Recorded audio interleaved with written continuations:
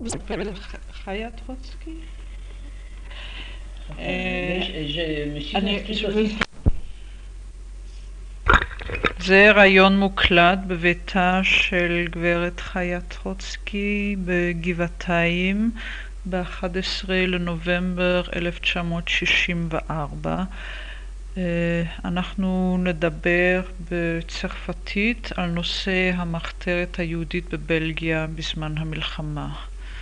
Ça a commencé, le comité de défense juive. Moi, je ne sais pas exactement. Ça devait être tout de suite après, quand on a déjà pris, une fois qu'on a pris les premiers rafles, après les premiers rafles probablement. C'est-à-dire au printemps 42. Oui. 42 probablement. Comme ça devait être, parce que jusque-là, jusque la rafle, on vivait plus ou moins légalement, si vous voulez. On n'avait pas une idée. Avant cela, il y avait, avant cela, il y avait l'histoire des convocations pour le jeune, de l'âge de 16 jusqu'à 25 ans pour le travail. Et alors, nous demandions, la plus grande part des juifs ont donné leurs enfants. Parce qu'il y avait des enfants, même tabaquement, vous avez probablement entendu, n'est-ce pas, c'est deux fils qui sont allés volontairement, en croyant de cette façon de sauver toute la famille, vu qu'il y en a deux, et les Allemands ont si bien fait les choses qu'ils ont, comme ça, doucement amadoué la population de savoir c'était satanique de cette façon, parce que d'ailleurs après quand on apprend, c'est dans tous les pays qu'ils ont agi de la même façon, que on ne pouvait pas se rendre compte, de façon qu'on peut dire que 80% de la jeunesse était prise. Mais nous, on demandait de ne pas se présenter. On n'avait pas confiance dès le début. Nous, en tant que nous étions le parti population de gauche. Et il faut dire que dans la population gauche, je ne sais pas si vous connaissez, et quand vous avez déjà pris beaucoup de renseignements sur ce temps, c'était la seule organisation juive qui était active, si on peut dire, comme on dit, sur la rue juive. Dans l'activité, tout d'ailleurs, nous avons été évacués, nous sommes évacués en 1940, quand la guerre a commencé. Tous les camarades, et presque hors de tous, sont retournés, et on ne pouvait même pas, ceux qui voulaient quitter pour aller en Suisse ne pouvaient pas. De la part de l'organisation? De la part de l'organisation. On ne pouvait pas aller en Suisse, même ceux qui voulaient, parce qu'on trouvait que tout le monde a délaissé en somme, avant qu'on s'est mis, c'était trop tard, c'est déjà tard, plus tard, mais au début, pour avoir un contact avec le juif, pour être un corps qui puisse un peu conduire la population qui était prise dans les étangs comme ça des Allemands. Alors, j'ai dit nous, parce que c'était nous l'organisation juive, et sioniste, et position de gauche, parce qu'il y avait des positions de droite. Il faut dire que tous les autres organisations sionistes, et tous les autres, sauf les communistes à la fin, après, au début, on ne savait pas, parce qu'au début, ils étaient avec les Belges. N'est-ce pas? C'est nous qui avons exigé de former un comité de défense juive. Nous avons demandé, quand il y avait une formation du mouvement national belge, de former une unité qui soit juive, qui était le 9e, comment ça s'appelait encore? 9e brigade. Parce que les autres, pour les communistes, ça n'existait pas que nous soyons comme juifs représentés. Et ils étaient avec les communistes belges ensemble. Tandis que la vraie résistance juive était représentée, on peut dire, rien que par nous. Et ce ne serait pas exagéré, ce n'est pas se vanter, parce que ce serait la juste vérité de l'histoire, comme ça a été. Parce qu'il y a Yosh Passil parlait, il pouvait parler du mouvement général. Front national, Front d'indépendance, C'était avec les Belges. Tandis que nous, vraiment, constituons le groupe juif, exactement. Quand on demandait, il fallait s'inscrire comme juif, n'est-ce pas? Alors, nous avons demandé de s'inscrire. Que c'était bête, peut-être, de nous. C'était honneur, ce n'était pas se cacher. Mais encore une fois, parce que on a si bien fait les choses qu'on ne pouvait pas se rendre à ce moment-là. Donc, c'était la dignité juive, donc humaine, de ne pas se cacher à ce moment-là. Mais une fois qu'on a déjà su les histoires, on a très bien demandé de se cacher, on a très bien fait tout possible pour que Quand vous avez su quelle histoire?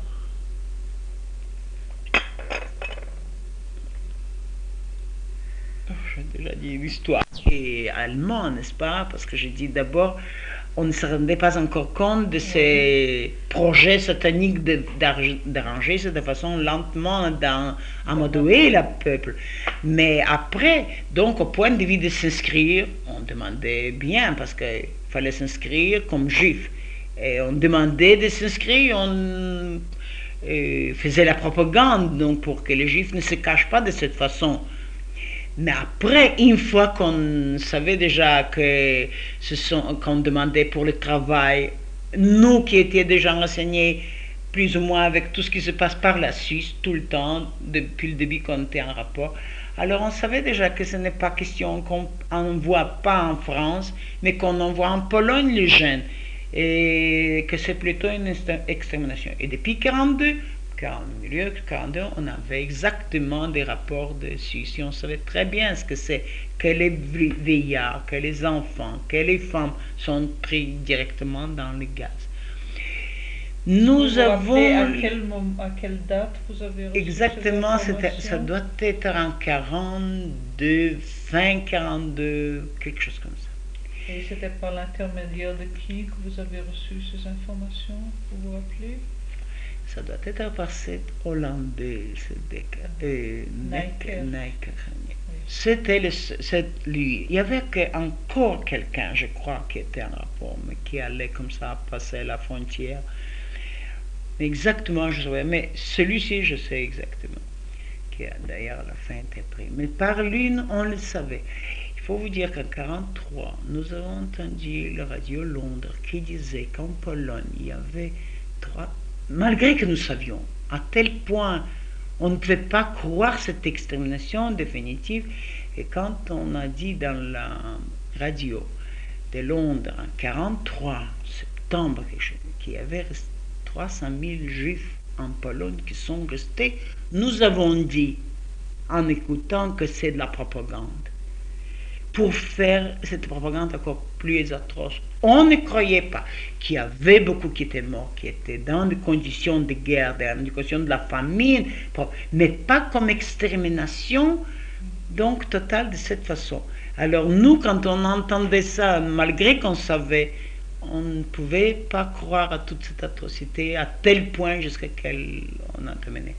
Mais qu'on n'a jamais reçu de nouvelles de personnes, de toutes ces années. Nous avons un camarade, donc c'est Dr Miles avec sa femme, qui était parti. Alors, une vague carte, qu'on ne pouvait pas savoir très bien ce que ça veut dire, elle était imprimée, donc écrite imprimée. Elle n'était pas imprimée, mais par lettre imprimée. Je me porte bien, ainsi de suite, mais on se disait... C'est tellement vague qu'on ne peut pas savoir ce que c'est. C'était la seule, une fois, et le frère de Werber a une fois reçu de son frère aussi, qui était pris dans la première rafle, toute première rafle en 1942, aussi reçu une carte. Aussi, je me porte bien, enfin, c'était 3 lignes, dans ce même genre et il y avait, tout au début, on racontait qu'il y avait 2 personnes d'Anvers d'ailleurs, qui se sont enfuis du camp. Et qu'eux, ils ont raconté. Est-ce que vous avez entendu cette histoire? Oui, M. Perlman m'a raconté ça. 2 juifs qui sont rentrés d'une manière, je ne sais pas, qui ont raconté. Alors évidemment, tout le monde ne voulait pas croire. Si ces gens sont devenus fous, ils ne savent pas ce qu'ils parlent. Donc on ne devait pas croire. On racontait après, encore plus tard, qu'il y avait des Belges aussi qui étaient rentrés s'enfuient. Je me demande maintenant, moi je passais par Auschwitz, comment on pouvait le faire, je ne sais pas à ce moment-là. Mais peut-être à ce moment-là, c'était tout au début du camp, peut-être il y avait probablement quelques possibilités, puisqu'il y en avait, et il faut croire que c'était vrai, parce que maintenant, après, on le sait que c'était vrai, mais au début, on avait difficile, et je sais la même chose se répétait quand on sait ce qui s'est passé en Pologne, que les gens ne voulaient pas croire à cette extermination complète. On ne pouvait pas accepter cela, donc... Bon, pour en revenir au questionnaire, j'ai compris, donc vous apparteniez au parti qui, au fond, a organisé l'activité juive illégale.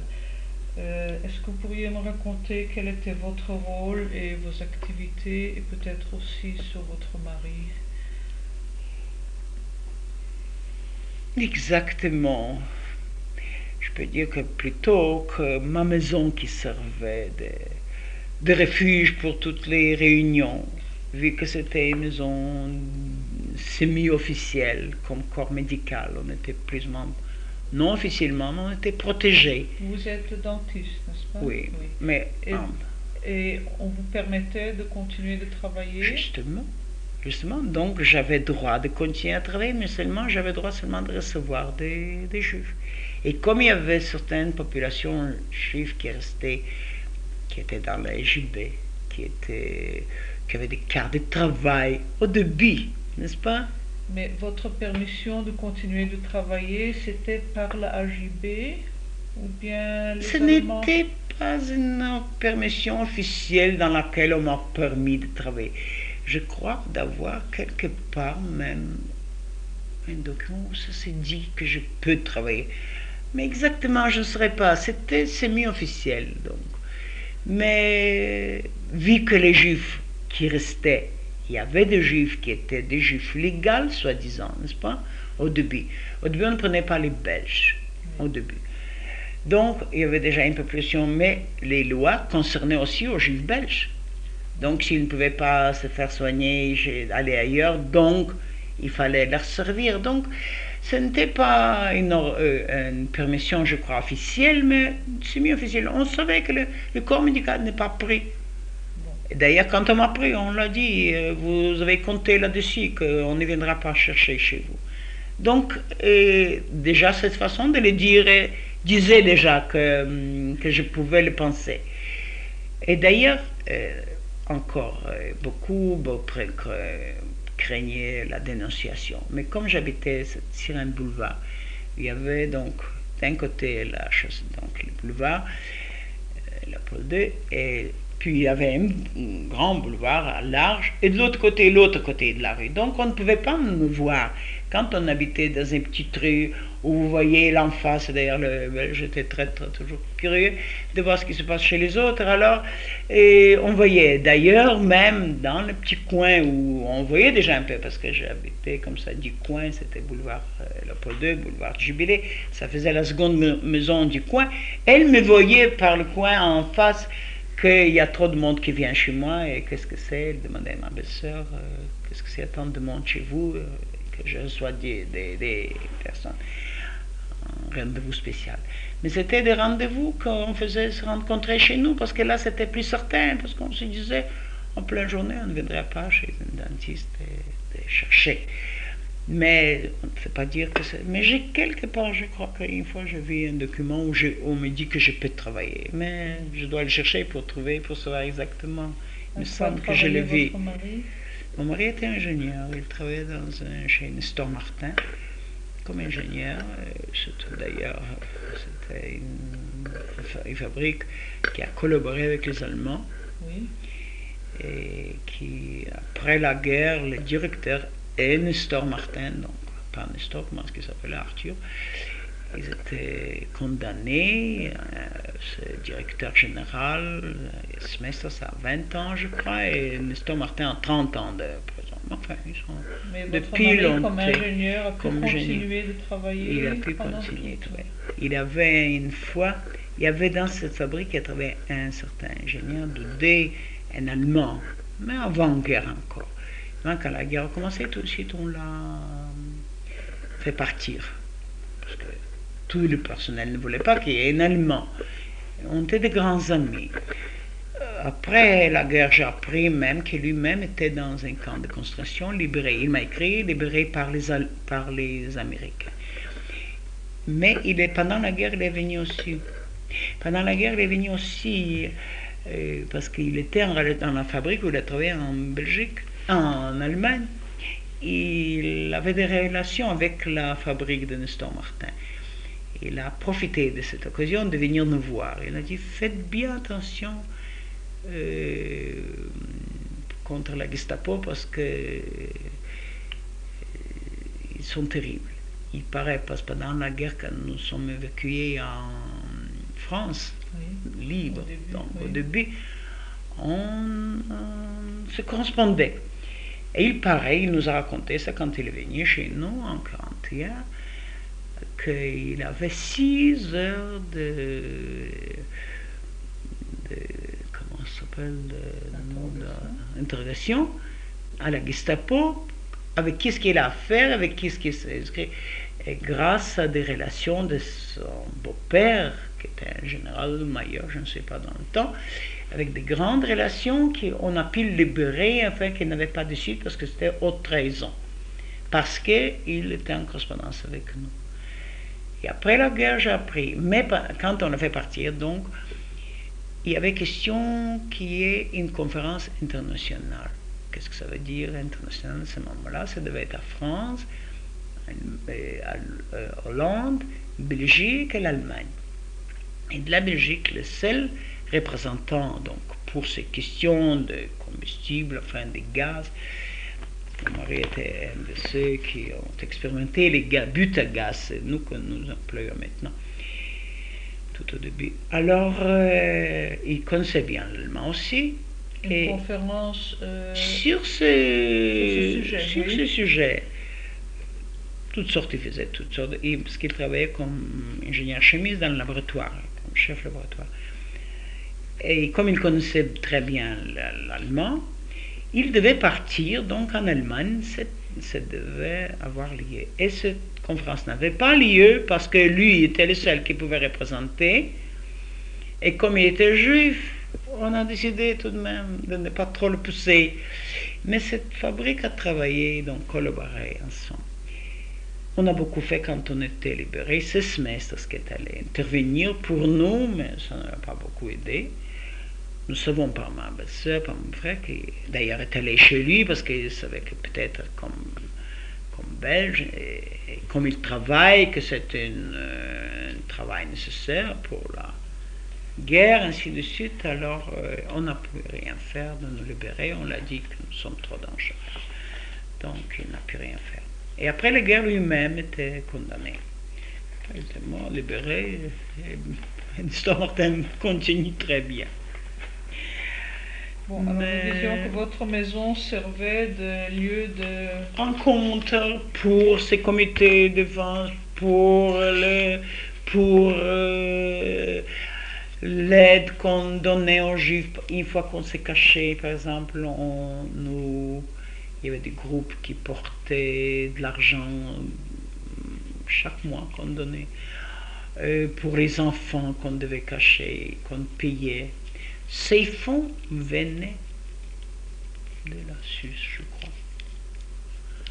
Exactement, je ne pourrais pas vous dire exactement. Mon beau-frère a mis cet argent où ce qu'il venait, parce que ce n'est pas notre argent, nous personnellement. Au début, évidemment, chacun faisait sa cotisation, mais après, les besoins étaient tellement grands que ça ne suffisait pas, et je crois que c'était un argent qui venait par l'Amérique, qui venait en Suisse, par les joints, je crois, et que de cette façon, on recevait des sommes et qu'on pouvait aider. Pas seulement on aidait de telle manière que même pour Pâques, on apportait des matzot et du vin. Et est-ce que votre maison était alors la seule maison où ça se concentrait, ou bien vous étiez une de plusieurs maisons où ces choses se faisaient? Pour notre organisation, c'était la seule maison. Mais pour le CDJ, disons. Non, il y avait encore. Ce n'est pas assez. Mais pour Il y avait Collection Small, c'était plutôt parce que les autres habitaient, nous étions les seuls qui habitaient dans notre maison, les autres étaient cachés. Tout le reste habitait dans ma belle-sœur qui était chez moi, mais elle à côté, plus loin, dans une rue, elle habitait. Par hasard, elle n'était pas là le soir quand on nous a pris. Elle pouvait des fois rester dormir chez nous aussi. Elle ne se sentait pas bien, elle a décidé de partir ce soir-là. Elle avait de la fièvre, elle a décidé de rentrer à la maison. Et encore un camarade, Marcel, enfin Rabinovitch, et ce soir-là, c'était un tailleur, il faisait un manteau pour ma belle-sœur. Et justement, ce soir, elle a décidé de ne pas rester. Sinon, elle pouvait rester dormir. Il y avait un soir après la rafle, nous avons 24 personnes qu'on avait dans la maison, qui sont après la première rafle qu'on est venu. Parce que, je vous dis, ce n'était pas un quartier spécialement juif, plutôt. Et alors, c'était Saint-Gilles, Anderlecht. C'est la première fois qu'on a pris Saint-Gilles, la première rafle. Après, c'était Anderlecht, la seconde. Alors, on est venu chez nous pour quelques jours, pour voir qu'est-ce que ça va. Puis ça s'est calmé, puis demain, ils ont fait bien les choses. Pas tout de suite, il fallait attendre quelques mois, donner se calmer. Alors, on l'a fait dans une autre région. Donc, c'était comme ça. Et si on voulait avoir les gens qui se cachaient, venaient chez nous. Comme ça, samedi après-midi, toujours. Samedi après-midi, voir quelles nouvelles, pour apprendre de nouvelles, qu'est-ce qui se passe. Parce qu'il y avait qui étaient cachés à tel point qu'ils n'avaient aucune relation avec le monde extérieur.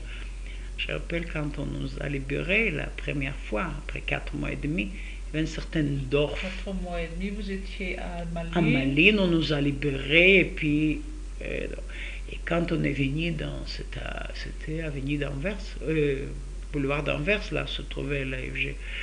Alors, il y avait un camarade Dorf. J'ai vu le nom sur le... Dorf. Enfin, il est comme ça. À ce moment-là, on nous a libérés sur Il était dans le comité de l'AJB, non, Dorf? Non, il n'était pas. Non, il n'était pas.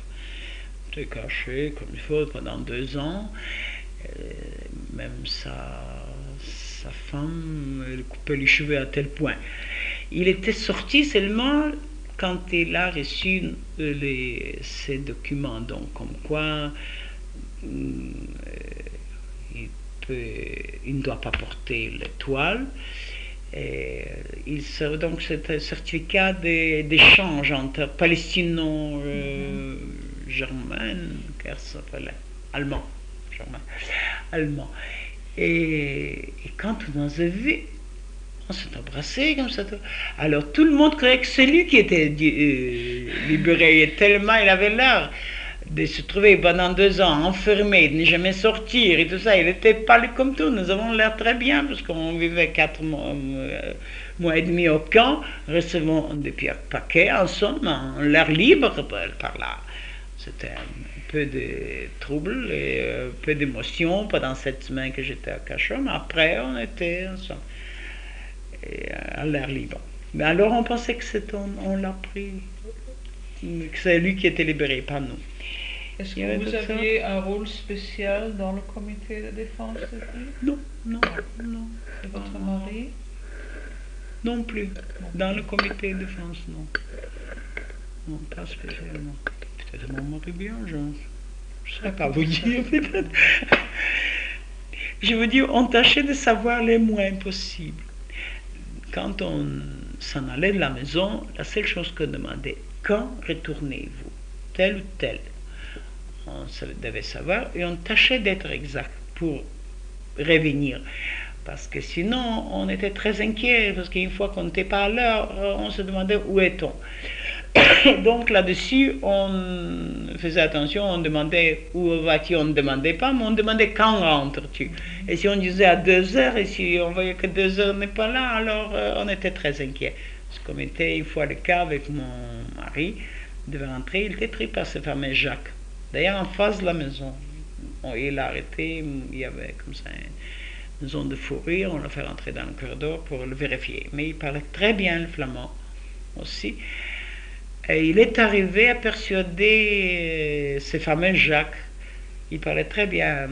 Parmi les étrangers, il y avait très peu, donc il parlait le flamand comme ça. En Belgique, en Anvers, je suppose bien, mais pas à Bruxelles.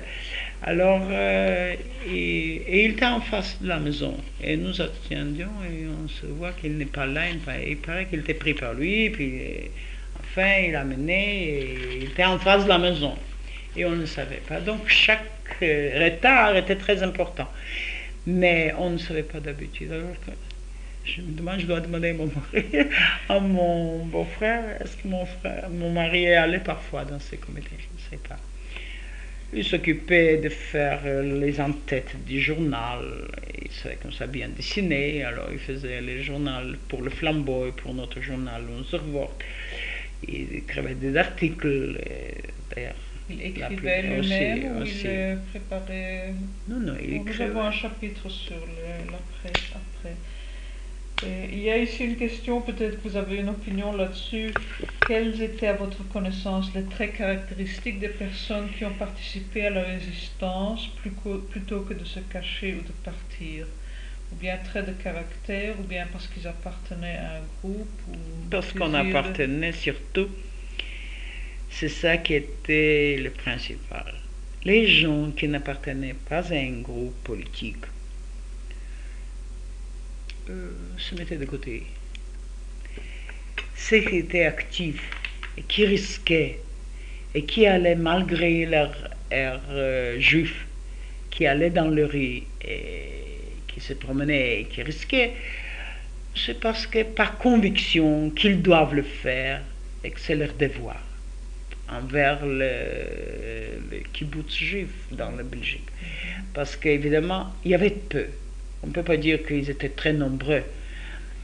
Mais il faut dire que chez nous, la plupart, chez nous, dans votre parti, étaient actives au point de vue de travail, d'être dehors, et malgré toutes les défenses.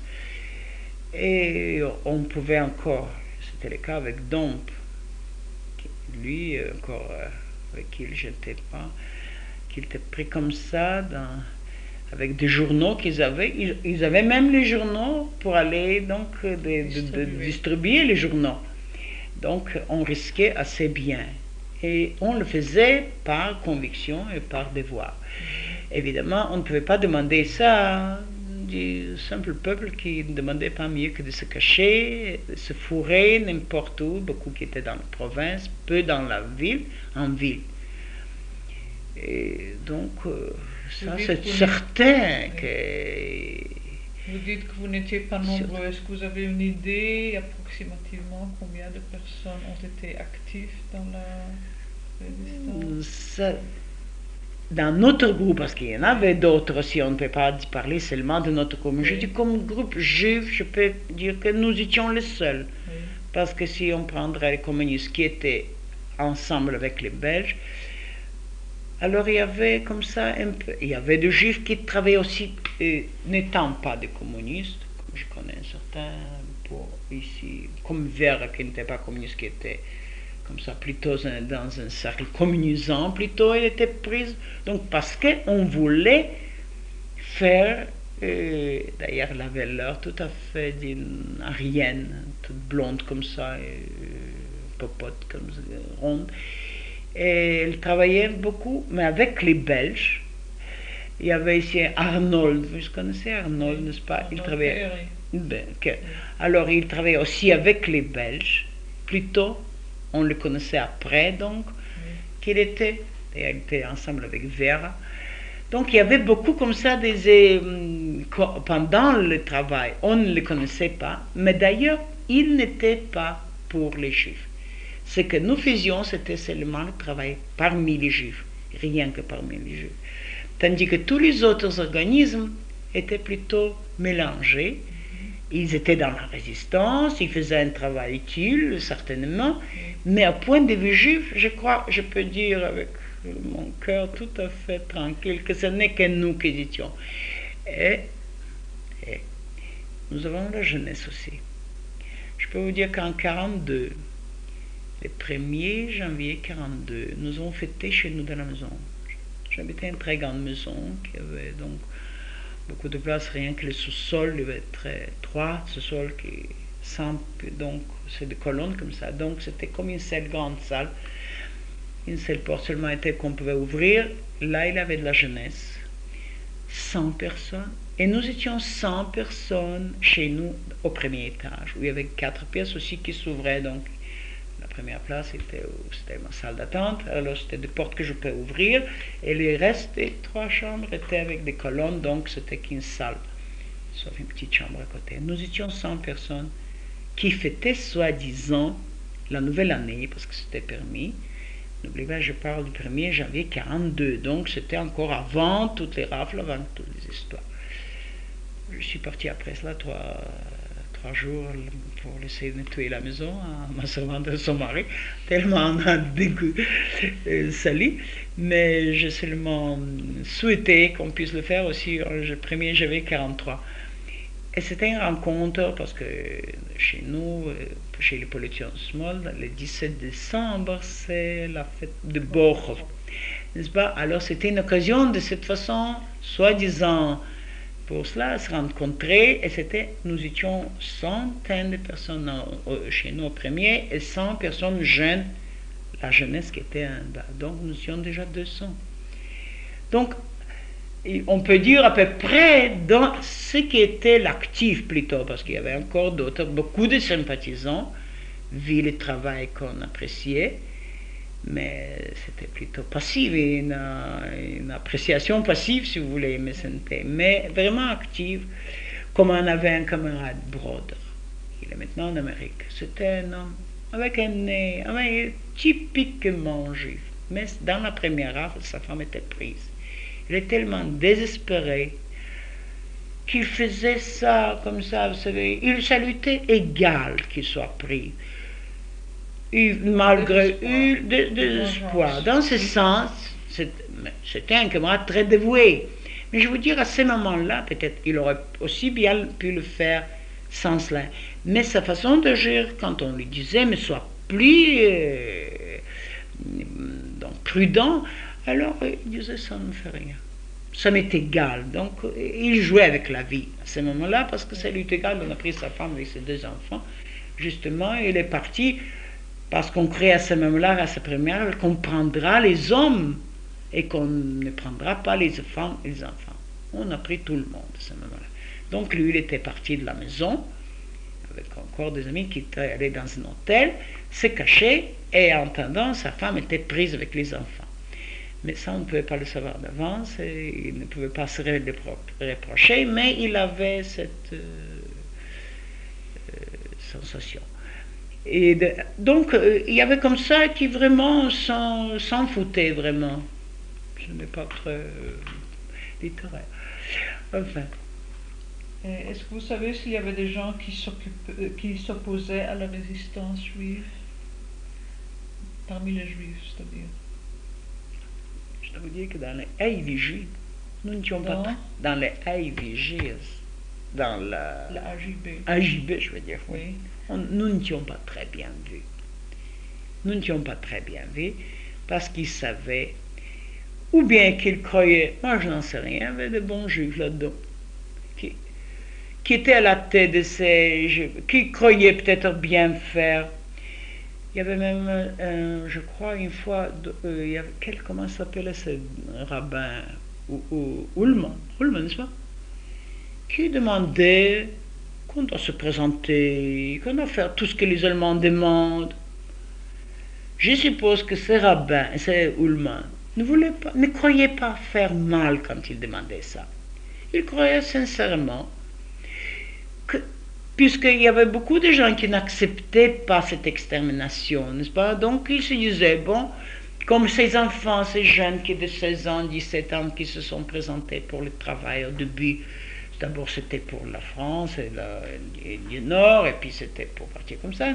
Mais on faisait ça comme ça qu'on ne pouvait pas savoir exactement. Donc, ils demandaient. Et nous, ils savaient notre activité. Ils savaient notre activité, absolument. Donc, ils n'étaient pas allés à ce point-là pour nous dénoncer. Perlman, quand il est rentré travailler, ou bien Tabak, quand il est rentré travailler, nous avons voulu qu'il rentre parce que nous ayons des personnes qui soient là et qui sachent ce qui se passe. Donc, c'était des personnes envoyées. Mais les autres étaient, je suppose aussi, comme beaucoup de places, je ne pas. Étant là, peut-être, ils ont pêché déjà, forcément. C'était une collaboration, si vous voulez. Mais beaucoup de...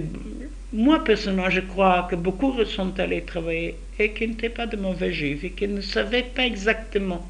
Ils ne se rendaient pas compte. Ils ne se rendaient pas compte. Moi, je crois que la plutôt... Et après, on compte beaucoup des histoires, Rumkowski, des histoires en Pologne, par exemple, qui étaient devenus des... Rumkowski, vous dites? Rumkowski, Rumkowski. qui était le chef de ghetto en Lodz, Oui. n'est-ce pas? Mais je sais, on parle de Varsovie aussi avec quelqu'un, je ne me rappelle pas comment ça s'appelle. Enfin, il y avait des personnes peut-être qui exploitaient leur puissance à ce moment-là, mais que personnellement peut-être aussi ne croyaient pas à tel point. Il se peut, il se peut. Ceux qui sont allés, il fallait même dans la police. Après, ils sont devenus déjà... Pas au début quand ils ont commencé, je suppose comme ça. Donc j'ai réfléchi, je me dis comme ça. Quand au début ils sont allés travailler, d'abord c'était un travail pour les Allemands. Donc ça vous libérait de beaucoup, ça vous donnait permission, ça vous libérait des transports dont on ne se rendait pas compte au début ce que ça veut dire. De la police, vous ne parlez pas de la Belgique? Non, je parle par exemple, non, je prends l'exemple donc Oui. de tous ces gens qui travaillaient. Donc au début, après, ça c'était déjà autre chose quand on le savait déjà, quand il avait une norme de juifs qu'il devait rendre et qu'ils savaient pourquoi il le rend. Mais ils étaient pris là-dedans. Ils étaient déjà pris dans l'engrenage où ils ne savaient pas faire grand-chose, il me semble. Et de l'héroïsme, on ne peut pas demander. Il y avait un certain Tcherniak en Varsovie qui s'est suicidé. Tcherniakov, je crois. Eh bien, on ne peut pas demander l'héroïsme de chacun. Ça sont des individuels qui le font, mais la masse ne le fait pas. Maintenant, l'AJB en Belgique a commencé à se former en fin novembre, décembre 1941. Est-ce que le Koalition Small a commencé à faire des choses dans l'illégalité déjà avant que l'AJB a été formée? Oui. Certainement. Bien avant. C'était déjà comme les autres qui étaient là-dedans. Donc, avant qu'on se formait, donc il fallait, donc tout le monde travaillait un peu à part et il fallait un peu se mettre d'accord, d'avoir un groupement officiel qu'on puisse se rencontrer et coordonner l'activité, je suppose, parce que c'était bien avant. Est-ce que vous pourriez dire dans quelle mesure les gens, vous-même, vos amis ou les gens de la rue, se sont-ils soumis aux instructions de l'AJB, telles que enregistrement, taxes, convocation au travail? Je vais vous dire, la plupart, comme je vous dis tout au début, on demandait de s'enregistrer. Une fois que vous êtes déjà enregistré, vous étiez dedans. Vous ne pouvez pas, si on est venu, on a dit qu'il faut remettre tous les radios. Bon, il fallait bien. Je parle ici pas de l'enregistrement dans les communes, mais de l'enregistrement dans la AJB. Comme membre de l'AJB, à un moment donné, ils ont fait comme un deuxième enregistrement des Juifs par la AJB au printemps de 1942. Oui, mais comment est-ce qu'ils ont fait cet enregistrement? Le premier enregistrement était fait dans les communes. Oui. Et il fallait recevoir chacun son chose de juif, oui. Sa carte d'identité. Oui. C'était par la commune. Oui. Et alors c'était tout simple, il n'avait pas beaucoup à nous demander, on n'avait qu'à remettre par les communautés, par les communes, à remettre les noms. Ça, je ne me rappelle plus exactement comment ça se passait. Non, parce qu'il y a de l'AJB des fiches qui ont été remplies par l'AJB eux-mêmes. Les Allemands ont demandé aux gens de l'AJB de faire un nouveau enregistrement de Je ne me rappelle plus comment ça s'est passé. Je ne sais pas. Non, ça ne fait rien. Mon beau-frère sait sûrement. Mais je ne me rappelle pas comment ça a été. Nous, par exemple, on portait le nom, moi, le nom de jeune fille, c'était Astrisk. Mon mari, Troki. Et c'est Troki Mousnik. Alors, après, les Belges ont dit, mais à quoi bon vous devez vous inscrire? Et après, on se disait aussi, à quoi bon on s'est inscrit? Mais au début, d'ailleurs, on aurait pu tout de suite être dénoncé au moins de se cacher tout à fait tout de suite, de partir quelque part et de ne pas se renoncer. Mais comme on avait un tel travail qu'on serait été indigne, on serait gêné de le faire, de se cacher de cette manière. Au début, on ne parle pas, mais si une fois qu'on ne s'est pas enregistré, nous étions trop connus par les juifs même, n'est-ce pas? Alors, si on ne s'est pas annoncé, il fallait de quelque manière se mettre de côté. Ça, nous n'étions pas dans la position de pouvoir le faire, même si on aurait voulu le faire. Mais après, on a dit, on était bêtes, et on aurait pu le faire, mais encore, je me demande maintenant, comment on aurait pu le réaliser, puisque de telles situations qu'on nous a connues, n'est-ce pas, et telles questions qu'on avait parmi ce groupe, on ne pouvait pas le faire nous-mêmes, parce que même des gens qui voulaient partir en 43, voulaient passer en Suisse, on ne les a pas permis. D'être exclus du parti, c'était très grave, ce nombre-là. Peut-être maintenant, dans notre atmosphère de maintenant, peut-être on n'a pas regardé comment les gens pensent. Mais à ce moment-là, c'est très, très sacré. Mais à part l'enregistrement dont vous ne vous rappelez pas, il y avait à un moment donné, l'AJB a essayé d'avoir des taxes des juifs, des contributions à son travail. Et puis c'est l'AJB même qui a envoyé des convocations, c'est-à-dire ils ont envoyé des convocations au travail avec une lettre de l'AJB disant qu'ils doivent... On payait des taxes à l'AJB? Je ne sais pas si les gens ont payé ou si eux ont seulement essayé d'avoir de l'argent. Aucune idée, je dois vous dire, aucune idée. Et les convocations au travail avec la lettre de AJB qui disait que les jeunes devaient se présenter, sinon la famille... Est-ce que c'était la première convocation était déjà faite par l'AJB? C'était encore pour les premiers jeunes de 16 à 25 ans, ça devait être par l'AJB. Ça non plus. Ça se perd tout à fait. Non, je ne saurais plus vous dire. Ceux qui ont souffert de cela, tabaquement, c'est probablement mieux que moi, ou mon beau-frère aussi. Parce qu'il était plutôt là-dedans, vous savez, tandis que moi, maintenant c'est vague. Bon, c'est très vague. Maintenant, au sujet des lieux de refuge, là où les Juifs se sont cachés, quels furent, à votre avis, les motifs de ceux qui ont caché des gens, des hébergeants? Une attitude antinaziste ou de la solidarité humaine pour de l'argent ou discipline de parti politique? Et puis dans le cas du clergé, si c'était une intention humanitaire ou missionnaire? Si c'était une initiative personnelle? Oui, je vais voir, je sais bien. Tout ça. Il y avait des gens certainement pour l'argent qui l'ont fait.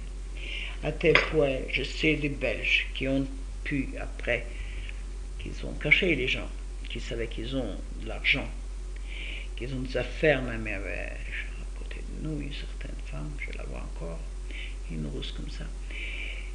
Elle était donnée et dénoncée par ces gens parce qu'ils voulaient se débarrasser d'eux, sachant qu'ils ont des valeurs, ainsi de suite. Il y avait comme ça aussi. Mais on ne peut pas faire ça comme une généralité. Et il y avait des gens, comme il y avait là où j'étais là cette nuit, quand on m'a pris chez ces garçons, c'est Marcel Rabinovitch, où il était caché, il était chez un policier, agent de police. Cet agent de police n'a pas fait ça pour l'argent, il a fait ça par acte humain, parce qu'il n'aurait pas grand-chose de cette chambre, il risquait beaucoup, il savait que c'était Donc, il a fait un acte humain contre les Allemands. Chez les Belges, il y avait une grande haine contre les Allemands, déjà depuis l'année 14. Donc, faire quelque chose contre les Allemands, nous en profitions, mais c'était chez les Belges beaucoup une histoire patriotique contre les Belges, contre les Allemands plutôt que donc il y avait en faveur des Juifs. Plutôt qu'en faveur des Juifs. Il y avait un sentiment comme ça aussi. Donc il y avait d'un côté qui voulait profiter, vous avez de l'autre côté un sentiment patriotique belge et en même temps que humain. Les clergés, il y avait de toutes sortes. Il y a vraiment ce fameux père Bruno qui était ici. Il a fait beaucoup. Et sans arrière-idées missionnaires. Il y avait des gens catholiques qui avaient et qui tâchaient de soutenir, entretenir la mémoire des parents juifs chez les enfants qu'ils ont connus. Il n'y avait pas contre d'autres qui ont profité, qui ont fait tout pour faire comment ça s'appelle, non, passer au catholicisme missionnaire, non, dans les églises, non, il s'appelait Anatole, on donnait Jean, et le père était en France, en Angleterre, la mère était prise, la mère a réussi à déplacer son enfant, c'est aussi dans les Ardennes, exactement, je ne sais plus, jusqu'à maintenant il est resté catholique. Quand le père est venu, il était à Londres, c'était un collègue aussi, un dentiste, et bravement. Et quand il est rentré, toute la guerre, il a passé en Angleterre, et donc l'enfant avait déjà 13-14 ans, il s'appelait déjà Jean, il prétendait s'appeler Jean et pas Anatole, c'était déjà... Mais ils l'ont obligé de le faire baptiser. Comme ça, il est tranquille. Mais c'était, comment je dirais, plutôt... Une exception? Non, pas une exception. Donc ces demandes de baptiser, soi-disant que de cette façon ils peuvent les tenir, c'était plutôt jésuite, non? Jésuite, non? Comment se dire? Parce qu'ils pouvaient très bien se tenir, comme il y avait beaucoup d'autres qui tenaient les enfants, sans devoir pour cela dire. Alors, ils inventaient. On pouvait fabriquer une histoire des choses, mais d'élever cet enfant dans cet esprit, de telle façon que quand il est rentré, il a trouvé son père et tout ça, il était déjà plus grand et qu'il pouvait déjà se rendre compte pourquoi on l'a fait. Sa mère qui est périe, tout ça, on a tellement éduqué cet enfant dans cet esprit qu'il n'a pas voulu changer. Jusqu'à maintenant, il n'a pas changé. Donc, il y avait tous les éléments possibles dans ces... Et est-ce que vous croyez qu'au courant de la guerre, les motifs ont changé? Non. Non, exactement. Il y avait vraiment... Il y avait beaucoup qui sont beaucoup attachés. Nous-mêmes, le fils de ma belle-sœur, n'est-ce pas, qui est resté dans un... On lui a gentiment payé 1500 francs par mois. C'était une belle somme, avec tous les cadeaux et toutes les histoires, toutes les visites, chaque mois qu'on venait, tout ce qu'on apportait à l'enfant et tout ça. Mais ils se sont beaucoup attachés à cet enfant, et ce n'est plus cet argent qui joue le rôle. Je crois qu'à un certain moment, si on aurait dit qu'on ne donne rien, il aurait tenu tout ça. Et jusqu'à maintenant, c'est resté... comment elle était ici, elle a fait une visite de 6 mois. Toujours une correspondance encore avec son petit Michel, c'est toujours son petit Michel, et elle a beaucoup aimé, mais elle a commencé par le faire parce qu'elle avait l'argent pour cela. Mais elle a pris une gosse de 5 ans qui est restée chez elle 3 ans, presque 3 ans, jusqu'à la fin de la guerre. Donc on s'attache à un enfant, ça, certainement. Il y avait, pendant la guerre, que nous savions que les enfants sont maltraités, qu'ils sont mal tenus, que ce n'est qu'un intérêt de l'argent. Ça, on le savait exactement. Quand on faisait de la visite encore chez ces enfants régulièrement pour savoir comment les enfants sont. Et alors on a retiré ces enfants, on a tâché de les replacer dans une autre place parce qu'on a vu que ces gens vraiment ont pris l'enfant rien que pour avoir l'argent, mais ils n'ont qu'un soin pour l'enfant. Donc il y avait là-dedans toutes sortes d'éléments qui jouaient, mais évidemment, pour les juifs, n'importe quel moyen jouait un très rôle, parce qu'il y avait des gens, par exemple, ici on parle de Pologne, qui même pour l'argent n'auraient pas fait. Oui. Tandis qu'en Belgique, pour l'argent, au moins, on l'a fait. Est-ce que vous savez si c'est exact qu'en Belgique, il n'y avait pas la menace de peine de mort si on vous attrapait à cacher un juif? En Pologne, si on vous attrapait pour cacher un juif, c'était la peine de mort.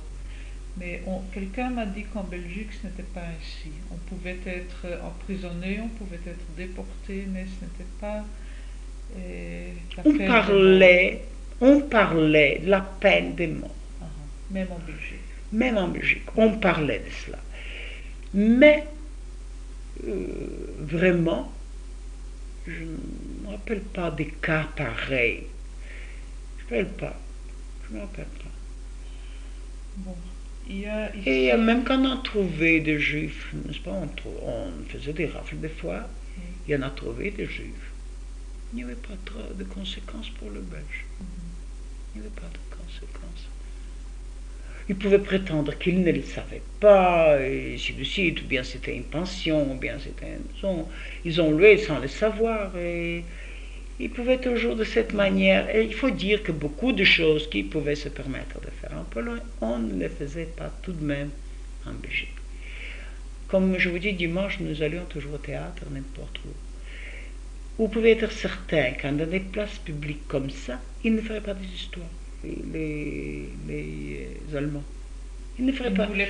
Ils ne voulaient pas trop se compromettre. Évidemment, on tombait dedans. Par exemple, après, il y avait d'autres histoires, il n'y avait plus de questions. Tout le monde était caché. Tous les juifs étaient cachés. Évidemment, déjà depuis 1943, la plupart, ceux qui restaient en Belgique, étaient cachés par-ci ou par-là. Et on était tombé dedans à cause des autres histoires, parce que les Belges étaient prises. Les Belges étaient demandés pour les travaux forcés, donc en Allemagne. Et comme ils ne se sont pas présentés, ils faisaient des rafles. Et les Juifs tombaient dedans. Si on pouvait dedans, n'est-ce pas? Ça, c'est le cas aussi. Parce que c'était à la fin, ils demandaient les Belges. Mais sinon...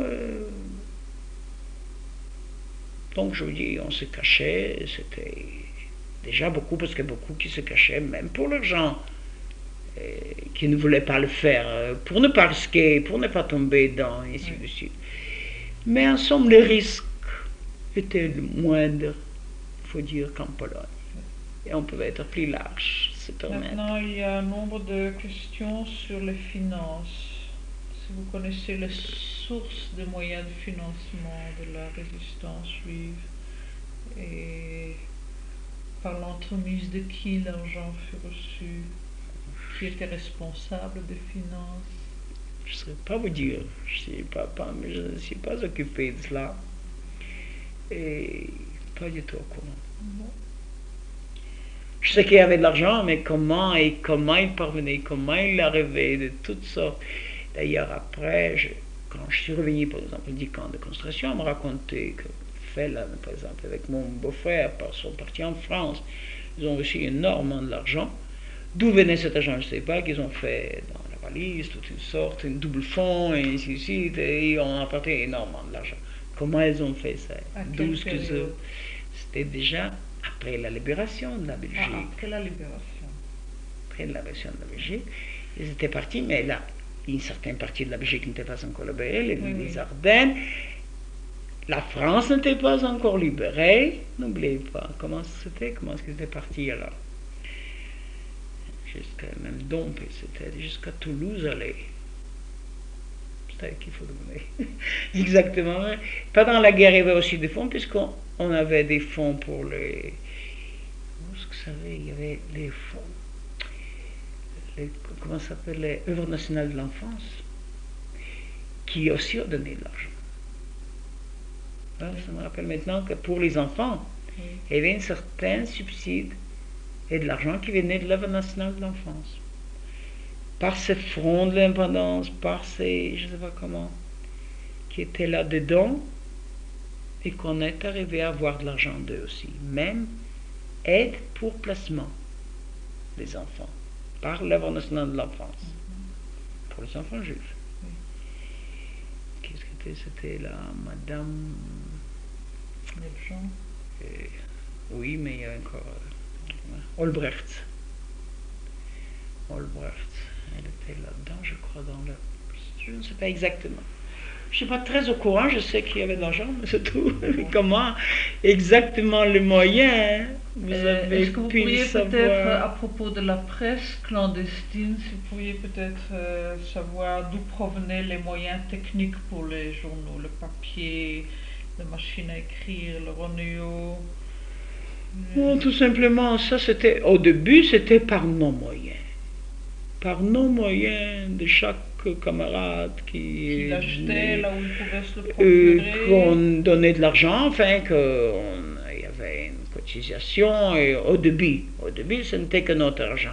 Après, une fois qu'on avait déjà de l'argent, qu'on employait cet argent aussi pour faire ce travail, pour le flambeau, c'était déjà avec les Belges, je crois. Je crois que c'était un flambeau avec... Vous avez entendu de flammes? Oui. L'Anvers, n'est-ce pas? Et à ce moment-là, avec nous, il était très actif. Et il couvrait beaucoup dans ses flambeaux. Il écrivait beaucoup d'articles là-dedans et tout. Et quand on a décidé qu'il y aurait... Parce que le nôtre était seulement en yiddish, n'est-ce pas? Unser Wort, tandis que le flambeau était déjà... Mais même pour le Unser Wort, ça m'intéresse de savoir d'où on se procurait le papier, au début, c'est nous qui sommes procurés au studio, on achetait et tout, et avec nos moyens. Et nos camarades, enfin, chez nous, pendant l'année, on travaillait ça, on faisait de temps et temps de copies. Est-ce que vous vous rappelez combien à peu près? Exactement, ça peut aller jusqu'à 500 peut-être. On fait toute nuit. Je me demande jusqu'à maintenant comment on était imprudent. Parce que c'est la plupart du temps que les Gestapo venaient la nuit. Il y en était quelques camarades qui restaient la nuit pour faire... Vous pouvez me dire le nom des camarades qui s'occupaient de ça? À ce moment, il y avait ce qui se changeait.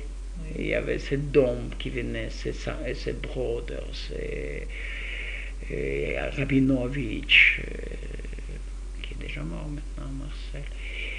Et toutes sortes qui se changeaient parce qu'on ne pouvait pas toujours demander aux mêmes. Et nous, forcément, mon frère, moi, ma belle-sœur, mon mari, tous sont occupés et on préparait d'abord et cette sortait. Est-ce que vous vous rappelez d'où vous obteniez les informations pour mettre dans le journal? Un peu ce qu'on savait par la AJB. D'ailleurs, chez qui il y a beaucoup de numéros. Je crois que mon beau-frère a toute une... J'ai vu les numéros, n'est-ce pas? Non, mais ce que j'aimerais savoir, c'est d'où vous avez pris l'information. J'ai vu les journaux, mais d'où on obtenait les informations, les nouvelles et les... Un peu ce qu'on savait, un peu, on faisait comme ça un article politique, donc appréciation de la situation telle que. Plus tout ce qu'on de conseils, plus que on peut faire ceci, que si on ne fasse pas ceci. Enfin, et les nouvelles du front, comment on les transmet d'une autre manière. Donc, qu'est-ce qu'ils disent? On avait tout ce qu'on entendait, la radio Londres par exemple, comme ça. Plus ou moins, on avait un peu de nouvelles qu'on avait de la Suisse. Pas tout, on pouvait comme ça écrire ouvertement, n'est-ce pas? Et alors, plus ou moins comme ça, ça se faisait, ça se fabriquait. Et à quel sur différents noms, mon beau-frère qui pouvait écrire 5-6 articles, c'est le même journal, n'est-ce pas? Parce qu'on ne peut pas demander qu'il y avait beaucoup de collaborateurs.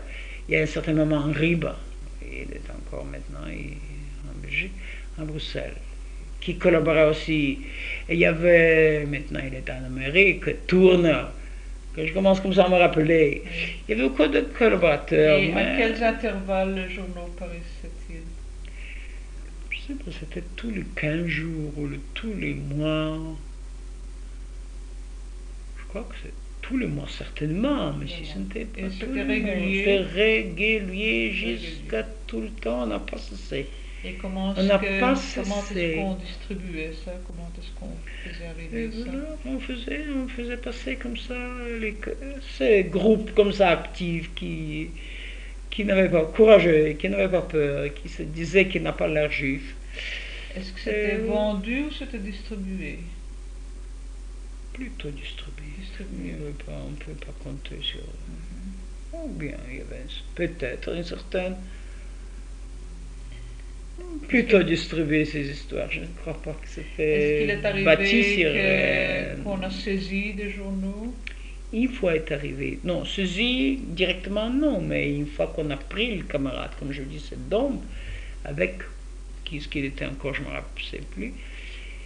Alors, ils sont rentrés dans un hôtel, ils se sont assis là-bas, dans un fauteuil, ils ont mis, alors, derrière le fauteuil, dans le fauteuil, et comme ça, ils se sont partis, parce qu'ils ils pouvaient être pris. Alors, ils sont, je crois, à côté de la gare du Midi, ni France ni là, à Bruxelles, de cette façon, ils sont rentrés, enfin, c'est tout un drame, comment ils ont pu se débarrasser de ces journaux, parce que, ou bien ils étaient pris dans un encerclement, parce que souvent les Allemands encerclaient certaines régions et le quartier. Et de cette façon, ils sont rentrés, comme c'est vaguement, comme je me rappelle, je vois cette histoire, avec quelle émotion on racontait comment ils sont arrivés de se débarrasser. Parce qu'une fois, on avait toujours des fausses cartes, n'est-ce pas? Cet homme, il avait l'air tout à fait à rien, il pouvait se présenter, vous le connaissez? Je connais son fils. Bon, son fils n'a pas le même l'air.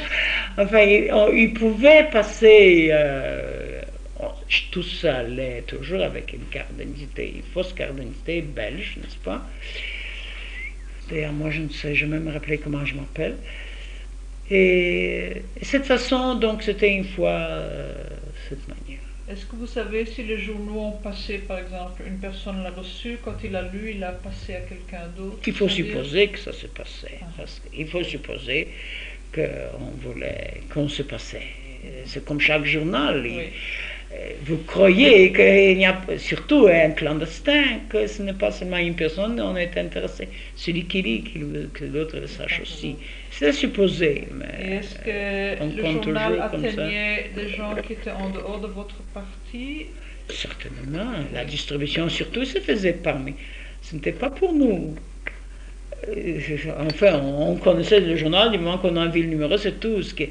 Il était surtout fait pour le propager parmi les autres, pour qu'il soit soutenu, encouragé et au courant, ainsi de suite. C'était surtout distribution. D'ailleurs, le juif ne courait pas par le rue, il fallait venir aller l'apporter, ce journal. Donc, c'était un travail assez rude.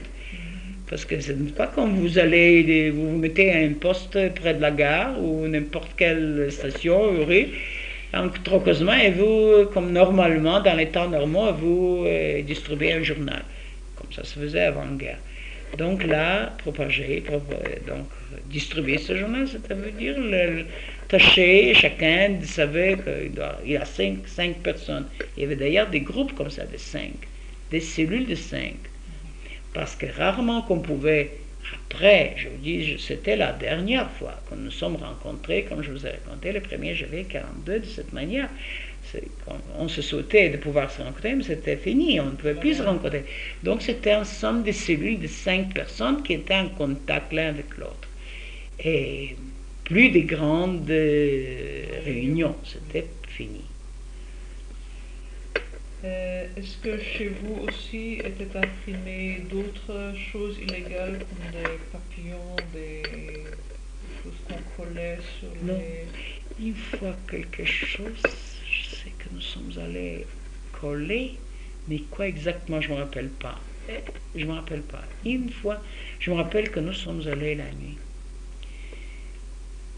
Enfin, nuit, probablement, quand je vois noir, alors je me dis nuit. Il se peut que c'était 10 ou 11 heures du soir, mais on le faisait. Mais est-ce qu'on a réussi cela pour le faire, que ça a été fait chez nous? Je ne saurais plus me rappeler. Mais je sais qu'on a fait. Je sais qu'on a fait, mais je ne sais plus. Je ne sais plus me rappeler ce qu'on a fait. Est-ce que vous étiez au courant? Est-ce que vous vous rappelez, vous savez, il y avait des histoires Je sais pareilles. qu'il y en Il y a, avait... parce que votre beau-frère en avait Oui. vu dans sa collection. Oui, oui. Donc, mais papillons. Oui, mais maintenant je ne me rappelle pas. Je sais que je suis allée plus d'une fois, mais je ne sais plus me rappeler si c'était fait chez nous et que nous le recevions. Prêt. Je crois qu'il y en avait qui étaient faits par le groupe juif. Je dis maintenant c'est vague chez moi. Je ne saurais plus vous dire. D'ailleurs que... à propos de la résistance non juive, est-ce que vous étiez au courant à ce moment-là des activités de la résistance belge? Donc pas au début, pendant la guerre on était déjà, parce que si on faisait les cartes d'identité, et si on faisait les cartes de travail, des documents de naissance, tout ça, ça se faisait avec les Belges. Ce n'était déjà pas avec nous. Nous seuls. Nous seuls, nous étions donc pour distribuer parmi les Juifs, pour encourager les Juifs, pour leur donner l'argent, pour leur placer les enfants, pour leur donner, aider. Mensuellement, ils recevaient leur argent. Il y avait des gens très riches, mais qui n'avaient plus de moyens d'existence. Donc, ça bien, mais il fallait bien être rapport. Ma personnage, celui que je rencontrais normalement pour lui remettre, pour faire des documents, c'était un Belge. Un Belge. Donc, on était en liaison de quelque manière. Moi, personnellement, je ne saurais pas vous dire comment cette liaison s'est faite. Je savais que je dois aller le voir.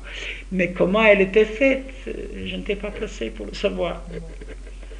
D'ailleurs, comme je vous ai déjà dit, beaucoup de choses, on ne voulait pas savoir. Du moins que ça ne vous demandait pas. Vous n'étiez pas trop intéressé à savoir, pour ne pas pouvoir parler. Donc, et on était comme ça, un groupe lié, et pour le reste... je dois le voir. Ah, vas-y, tu vas voir Jean, remets-lui ça, et il me remettait directement dans mon sac en cuir comme ça que j'avais devant le vélo, il mettait dedans. Et comme ça, je m'en allais. Sans souvent sans savoir ce que j'ai là-dedans. Je le remettais plus loin ici. Est-ce que vous avez connaissance de signes d'antisémitisme dans les organisations de résistance non juives? Pas pendant la guerre, pas du tout, je ne crois. Non. Maintenant, il y a une question sur les relations entre la résistance juive et la JB. Vous m'avez déjà dit que la JB ne vous regardait pas d'un très bon œil. Et vous avez mentionné que Perlman et Tabakman avaient été envoyés par vous pour savoir ce qui se passait. Je me rappelle un cas. On est venu chercher des enfants. Il y avait quelque part, il y avait comme ça, pour les veillards, il y avait un homme de veillard reconnu par les Allemands, donc. On pouvait, les veillards, on ne les... C'est-à-dire de l'AJB. L'homme de l'AJB, mais reconnu par les Allemands, donc c'est un homme de veillard qu'on ne les transportait pas. Bien, de cette façon, je sais, mes beaux-parents étaient pris à Malines et étaient de cette façon libérés, soi-disant, pour aller dans cet homme de veillard. Donc, c'était une institution officielle. Il y avait quelque chose aussi pour les enfants orphelins. Et on a pris des enfants, ou bien on savait les Allemands, par quelques moyens, on savait qu'on va se rendre, prendre les enfants, je ne sais pas comment.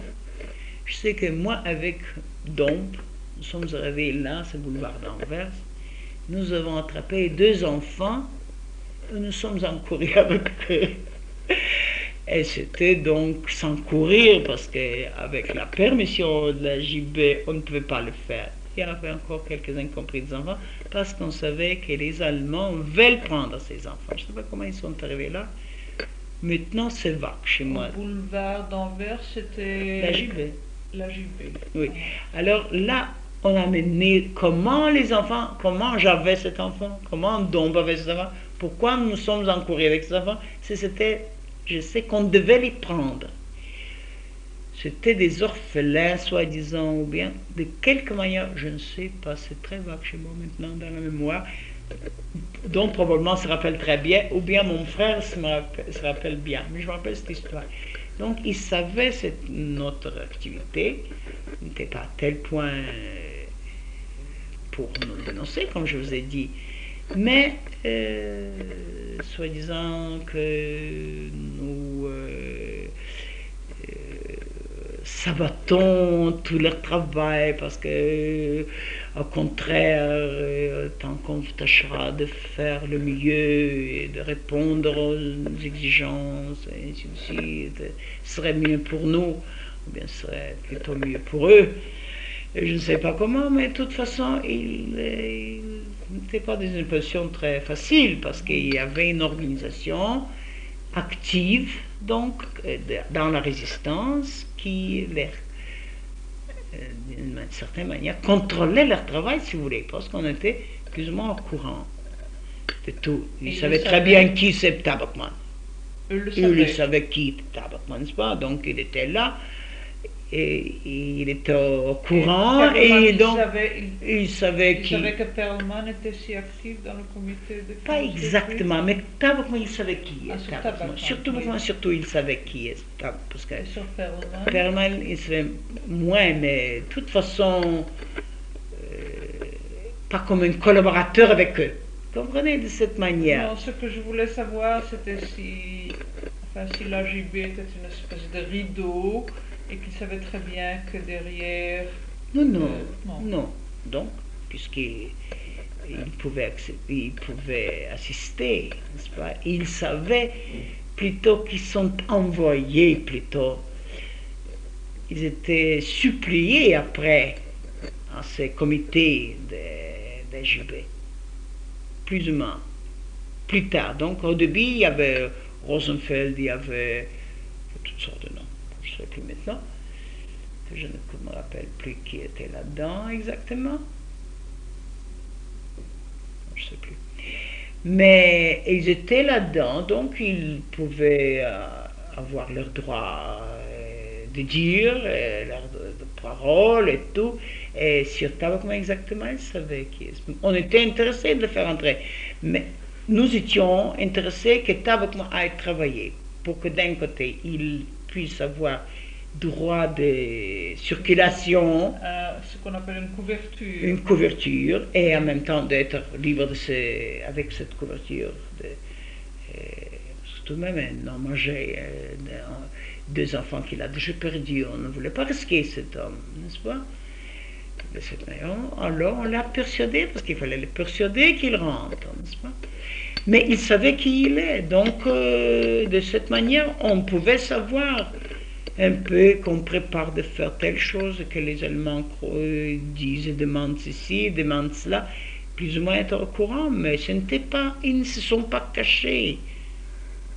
Qui ne s'est pas caché? Donc les autres membres de la JB, n'est-ce pas? Ils ne sont pas cachés pour dire qu'ils faisaient quelque chose clandestinement pour se cacher des Juifs, pour ne pas savoir tout le mal qu'ils font. Non, pas à ce point. Pas à ce point. Alors il y avait donc des personnes qui, au fond, travaillaient pour la résistance, mais qui avaient une couverture de l'AJB. Voilà, comme par exemple ce tableau. Et il y en avait beaucoup comme ça? Mais non, comme ça, ce n'est que Tabakman qui était. Tabakman et Perlman. Sa femme n'était plus là. Non, mais il y avait, je crois, des assistantes sociales qui étaient officiellement de l'AJB, qui avaient une couverture, qui aidaient avec les enfants. C'est vrai, non, c'est vrai aussi. Oui. Mais oui, il y avait tout ça aussi. Ou bien que travailler dans les hommes pour les vieillards. Il y avait tous la couverture. de cette manière. Au début, on travaillait pour les Allemands, il y avait comme ça, qui travaillaient pour toutes sortes de vestes et des histoires comme ça. Ça leur donnait aussi une couverture. Évidemment, quand on savait tel, il était très très mal vu. Est-ce qu'il y a eu de l'entraide financière entre l'AJB et le CDJ? Si l'un distribuait des fonds que l'autre recevait ou des choses de ce genre? Non, ça ce n'était pas. Il n'y a aucune collaboration comme ça. Non. Je peux dire, je crois. On m'a dit à un moment donné qu'il y avait quelqu'un de l'AJB qui pouvait aller dans les hôpitaux, alors ils ont été d'accord de distribuer de l'argent aux juifs malades que le CDJ voulait leur envoyer. Vous connaissez quelque chose de ce genre-là? Je sais pas. Vous avez entendu ça? Oui. Je sais pas. Je ne sais pas maintenant. On pas du tout. Et est-ce que vous avez, votre groupe avait des rapports avec d'autres groupes illégaux dans les autres pays, disons en Hollande ou en France ou en Suisse?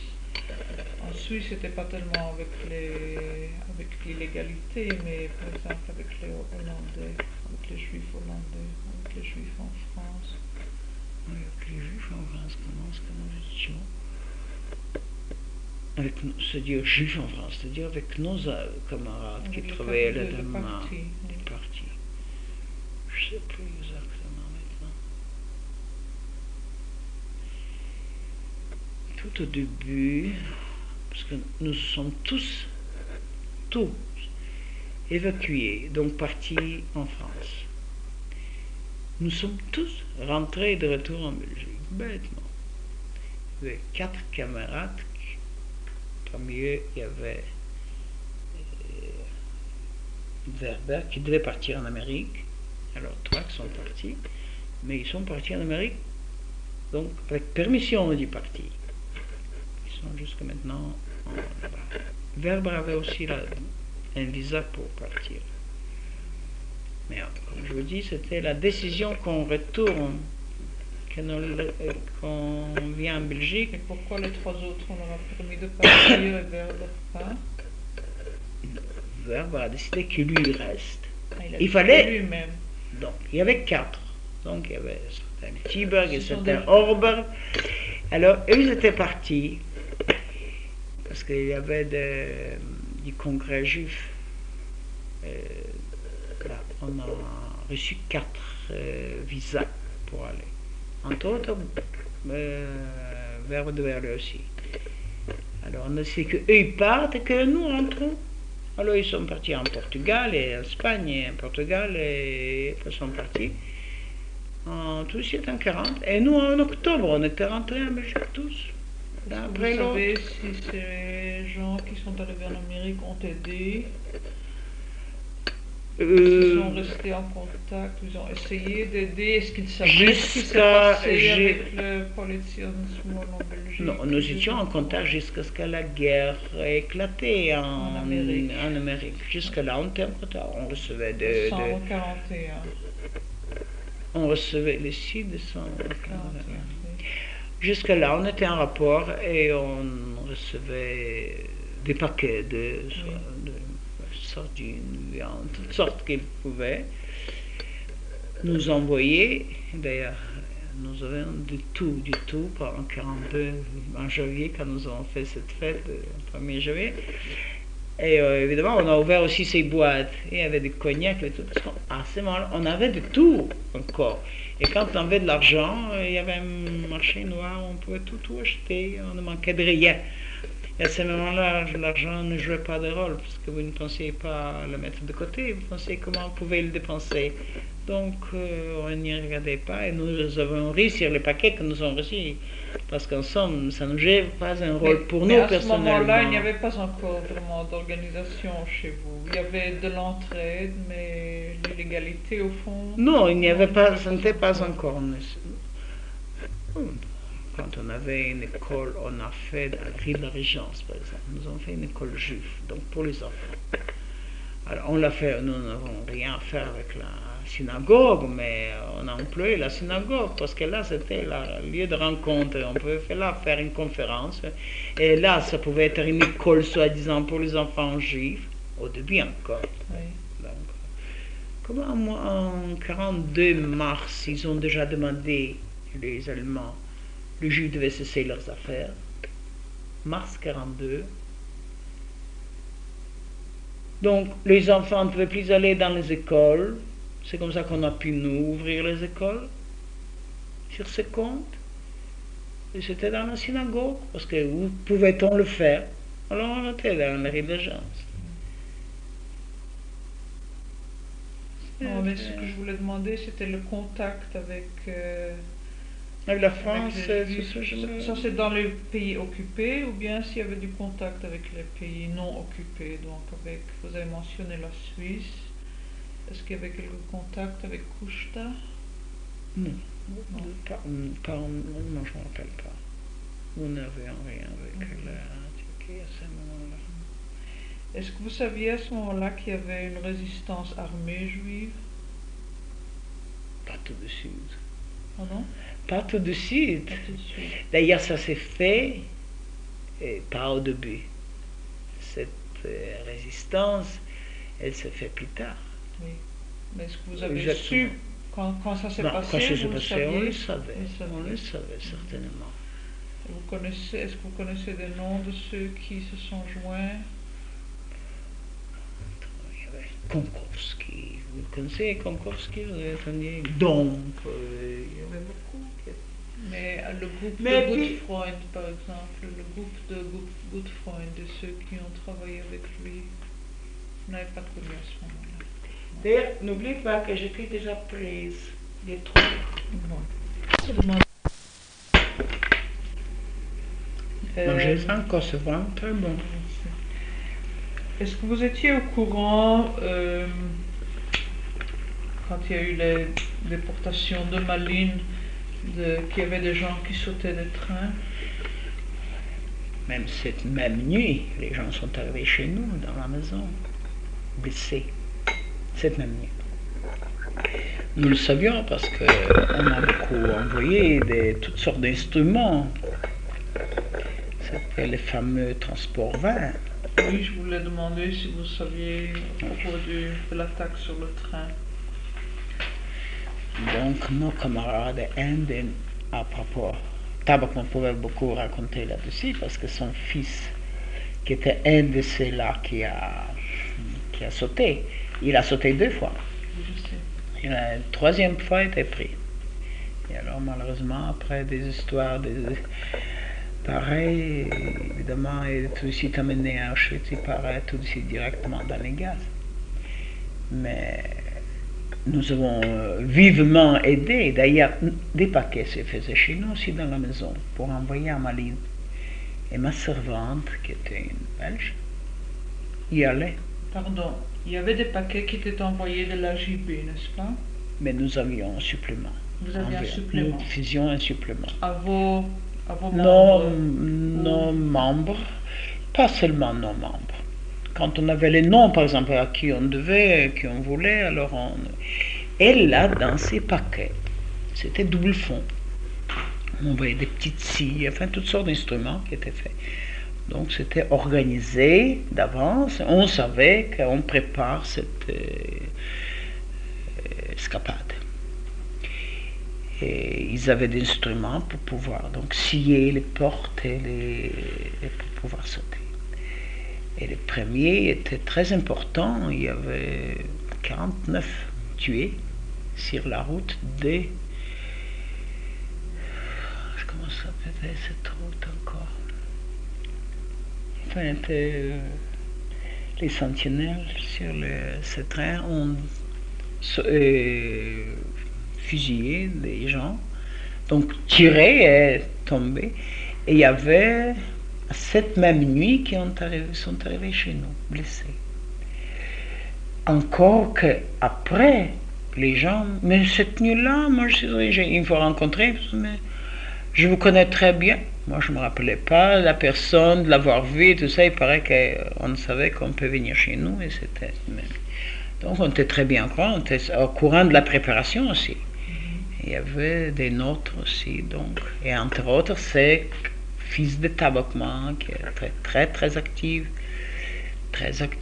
dans la résistance, avec les armes et tout, et qu'il n'avait. Est-ce que vous saviez d'où il se procurait des armes? Je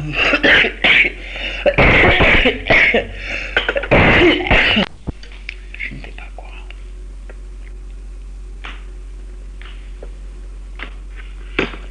Il savait qu'il y avait des armes, mais je ne savais pas d'où on les prenait. Et est-ce que vous savez si les partisans armés juifs étaient en rapport avec des partisans non juifs? Je sais qu'il était en rapport. Sous quelle façon? Mais la manière et comment, ça, je n'étais pas là-dedans, dans le secret de Dieu. Je suppose que, comme vous avez dit, le moins qu'on sait à ce sujet... Non, vraiment, et chacun tâchait de savoir le moins.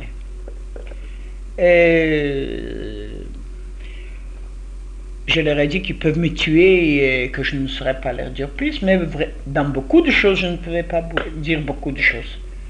Je ne savais pas. Donc, c'était prudent. Donc, et personnellement, je n'avais pas besoin d'armes. Je ne m'occupais pas de cela. Alors, peut-être si j'avais de l'arme, enfin, peut-être je l'aurais su. Qu'est-ce qu'il m'a donné? Je sais, des fois, on est venu chez nous et on jouait, on voulait s'inventer, qu'on sait comment décharger un revolver. J'étais là, je regardais comment on le fait, mais sans demander où est-ce qu'il l'a pris, parce que ça, c'est pas des questions à poser. Je comprends. Il y a quelques questions ici sur les relations entre la résistance juive et les institutions gouvernementales belges. Il y avait, dans le sens de procurer les cartes d'alimentation. Oui. Alors on était en relation avec les employés, mais c'était donc les employés même, je ne crois pas que c'était une histoire officielle. Oui. C'était dans chaque commune où on avait quelques employés qu'on connaissait, qui distribuaient les cartes et qui savaient que le juif se cache. C'était officiel, c'était probablement aussi des gens qui travaillaient dans la résistance. Et de cette manière, on arrivait à eux, ils savaient que c'est pour les juifs, et on venait, on prenait, ils vous donnaient les cartes nécessaires, et plus que le nécessaire, et on pouvait distribuer de cette manière tout ce qui se cachait, leur donner leurs cartes, parce que sinon, il n'y avait vraiment pas, ces gens n'avaient pas le moyen des marchés noirs comme de pouvoir acheter, ils pouvaient seulement vivre vraiment sur les rations officielles. C'était très important. Donc, ils travaillaient. Ça, c'était, disons, à l'échelon des communes. Est-ce que vous savez s'il y avait aussi des relations plus hautes avec le gouvernement national ou avec le gouvernement de Londres? Ça, je ne sais pas. Je crois que ça se faisait comme ça, à l'amiable, comme ça, entre les employés qui étaient donc des gens qui probablement, ou bien tous l'un était au courant de l'autre et disait complaisamment il faut leur aider et ainsi de suite, sans beaucoup s'intéresser aussi de savoir comment et qu'est-ce ils avaient affaire avec une seule personne à qui ils remettaient ces cartes et nous on distribuait ces cartes. Mais comment cette relation se faisait, encore une fois, je ne savais pas. Est-ce que vous savez si les registres des juifs qui ont été faits dans les maisons communales en 40, à la fin de 40 déjà, est-ce que vous savez si ces listes ont été données par les maisons communales aux Allemands? Tantôt, quand vous avez parlé de cela, de l'enregistrement, je me demande d'abord, déjà, là j'y vais, où est-ce qu'elle a pris les listes, non? Est-ce qu'on devait de nouveau se réenregistrer dans le... Je Je ne me rappelle plus comment ça c'était. Puisque de toute façon, nous avions tous les étrangers, les juifs, avaient des cartes d'identité avec la lettre juive. Non, pas le juif, c'était marqué juif. Et qui était donc donné par l'ordre des Allemands. Ce n'est pas par l'initiative belge qui s'était fait, c'était que les Allemands ont demandé que tous les... Donc on serait enregistré comme juif à la commune. Il y avait même des prêtres qui venaient, je me rappelle, qui sont venus à la commune se présenter parce que leur grand-maman ou ainsi de suite qui était et pas plutôt esprit de résistance, esprit de contradiction contre les... Non,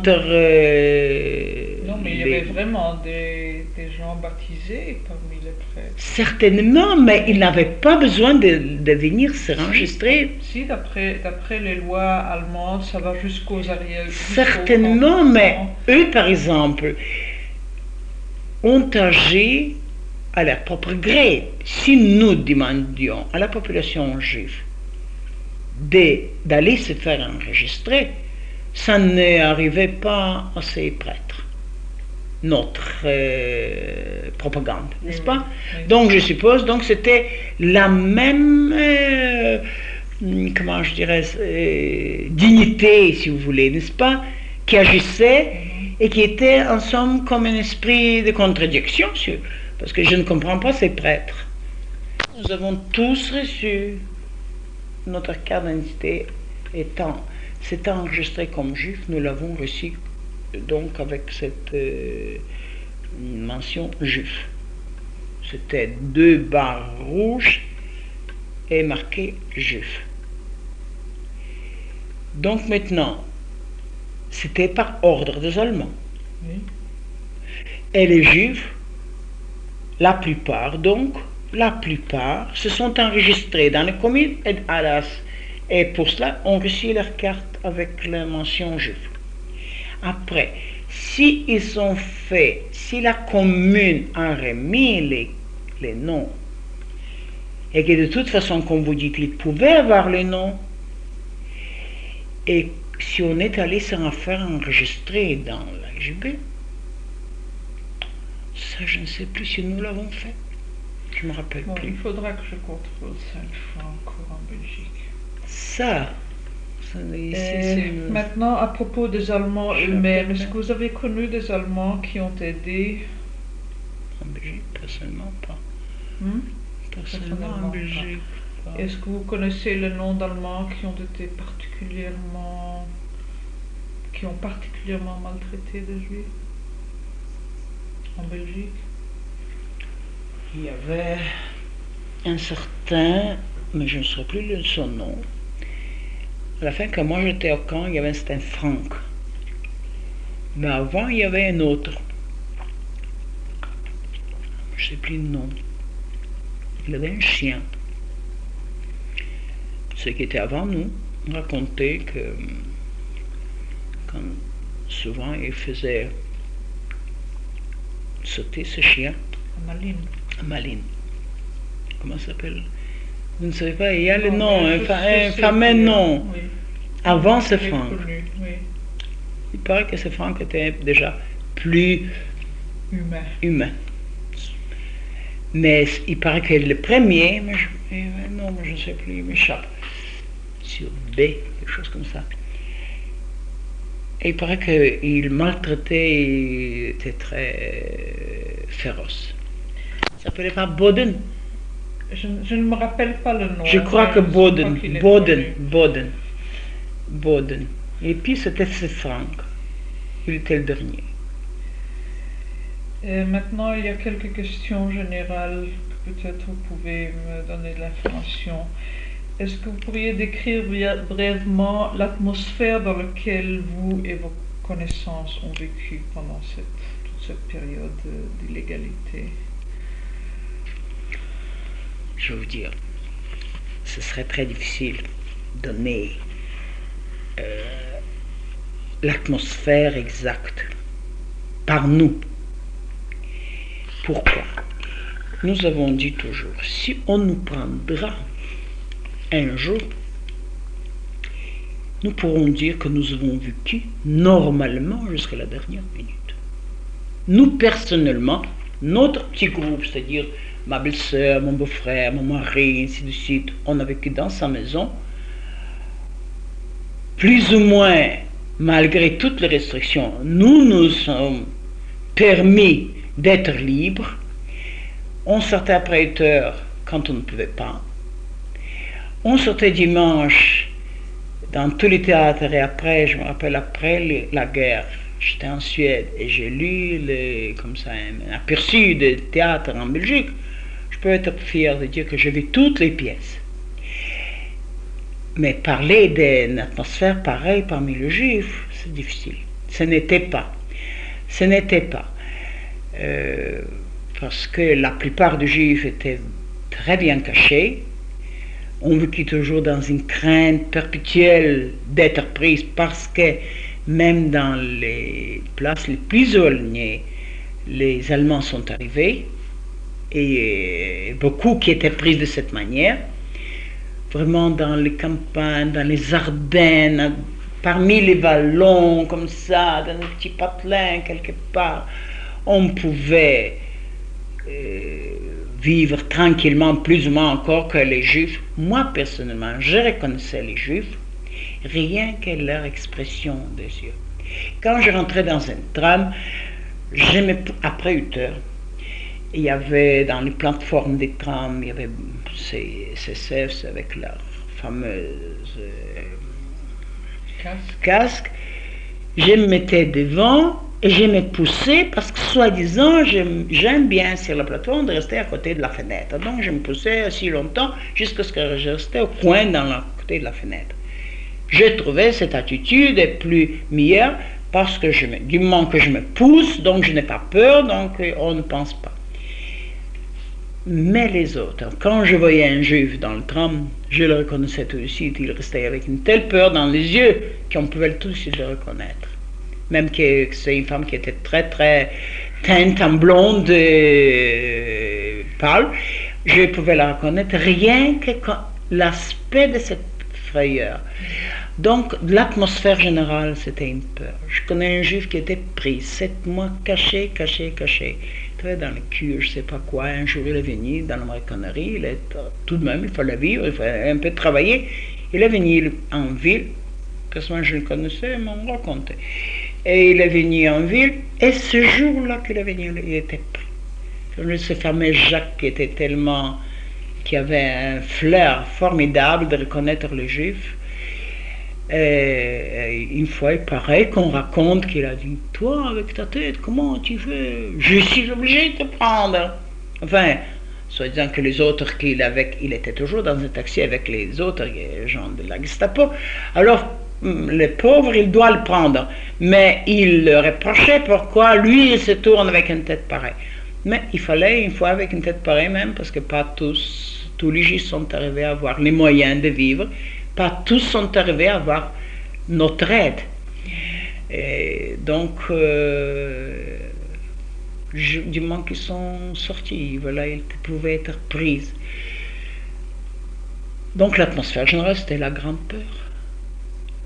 Personnellement, donc, je veux dire, on rigolait, on faisait, je veux dire, c'est peut-être inconscient, mais on l'acceptait comme, voilà, c'est comme ça. Et on se demandait que seulement, nous, dans notre petit groupe de famille, alors on fêtait les anniversaires comme ça chaque fois. Et on disait, est-ce qu'on arrivera encore, pour vous dire que l'espoir n'était pas très grand, parce qu'on arriverait encore à fêter l'anniversaire de tel, donc qui avançait, tel était octobre, puis c'était décembre, puis c'était mars. Et septembre, on dit, si on arriverait encore à vivre et être ensemble, donc on n'avait pas, ce n'est pas parce qu'on avait un grand espoir, mais on l'acceptait tel quel, il faut faire ce qu'il faut, et après évidemment qu'il faut après, il ne fallait pas rester à la maison, il fallait se cacher, il fallait ceci, cela, mais c'était des paroles, parce que si longtemps qu'on pouvait, on vivait, mais l'atmosphère générale était de peur, de frayeur et Est-ce que vous croyez qu'il y a eu une différence dans la situation des Juifs aux différentes périodes de l'occupation? À quel point de vue? La situation des Juifs en Belgique. Elle est devenue pire avec la situation militaire des Allemands Je crois qu'ils avaient leur ligne de conduite. Ils savaient exactement ce qu'ils veulent. Et qu'ils l'ont fait depuis le début jusqu'à la fin. Jusqu'à la fin, après la plan. Le 3 septembre, Bruxelles était libérée. Les derniers transports étaient le 31 juillet. Donc, vous voyez, jusqu'à la fin, ils ont de leur côté fait leur devoir d'extermination jusqu'au bout. Et je crois que ça n'avait rien à voir avec leur défaite. D'ailleurs, je peux vous dire que même au camp, quand nous étions, j'étais dans un camp près de Braunschweig, et on vous était étiez déporté avec le dernier train. Avec le dernier. Oui. Et quand j'étais dans un camp, et j'ai entendu parler Moi j'étais à Auschwitz, mais après j'étais transporté dans un camp de travail où j'étais comme médecin général, parce que je suis médecin général aussi.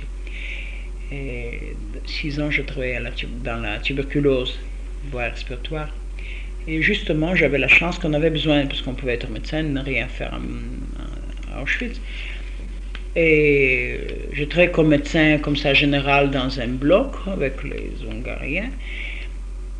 Et un jour, on a demandé à un médecin qui sait faire les pneumothorax. Les pneumothorax sont des insufflations d'air dans la chose. On peut être médecin sans le savoir. Donc, sans le savoir-faire, parce que c'est une spécialisation. Et moi, je travaillais 6 ans là-dedans. Alors moi, avec une doctoresse arienne de Varsovie, on se présentait. Donc, je travaillais comme médecin. Et puis, j'étais déjà transporté de nouveau comme médecin, et ainsi de suite.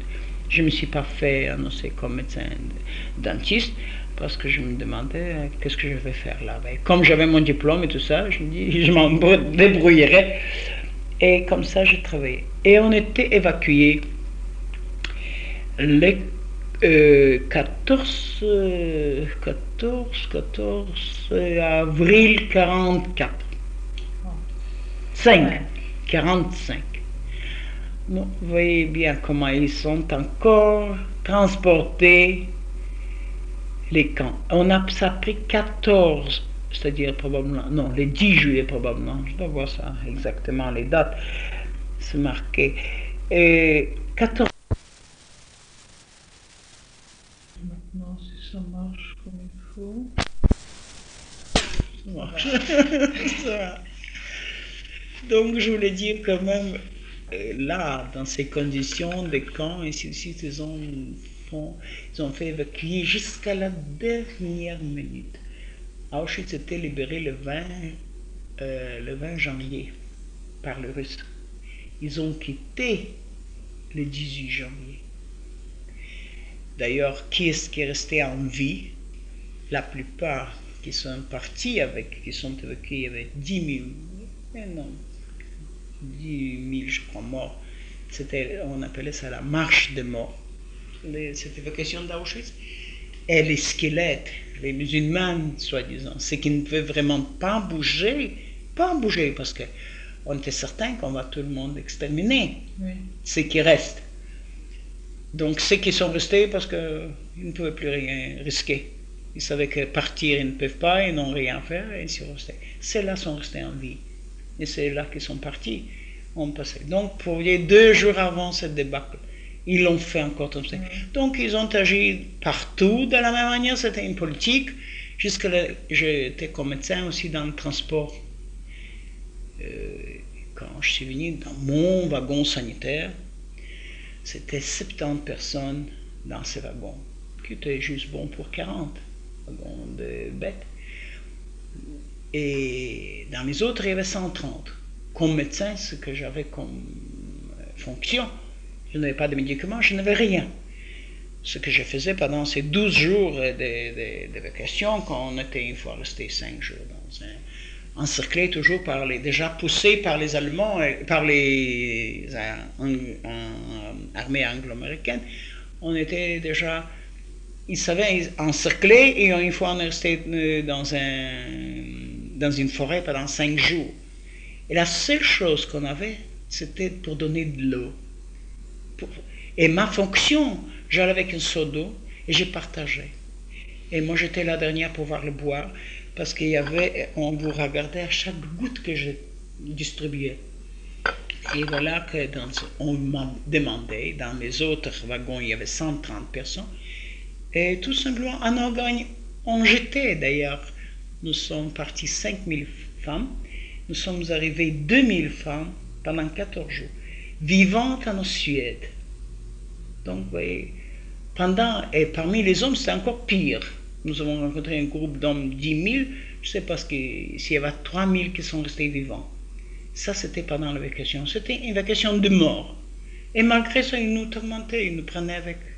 Donc, la même chose en Belgique s'est passée.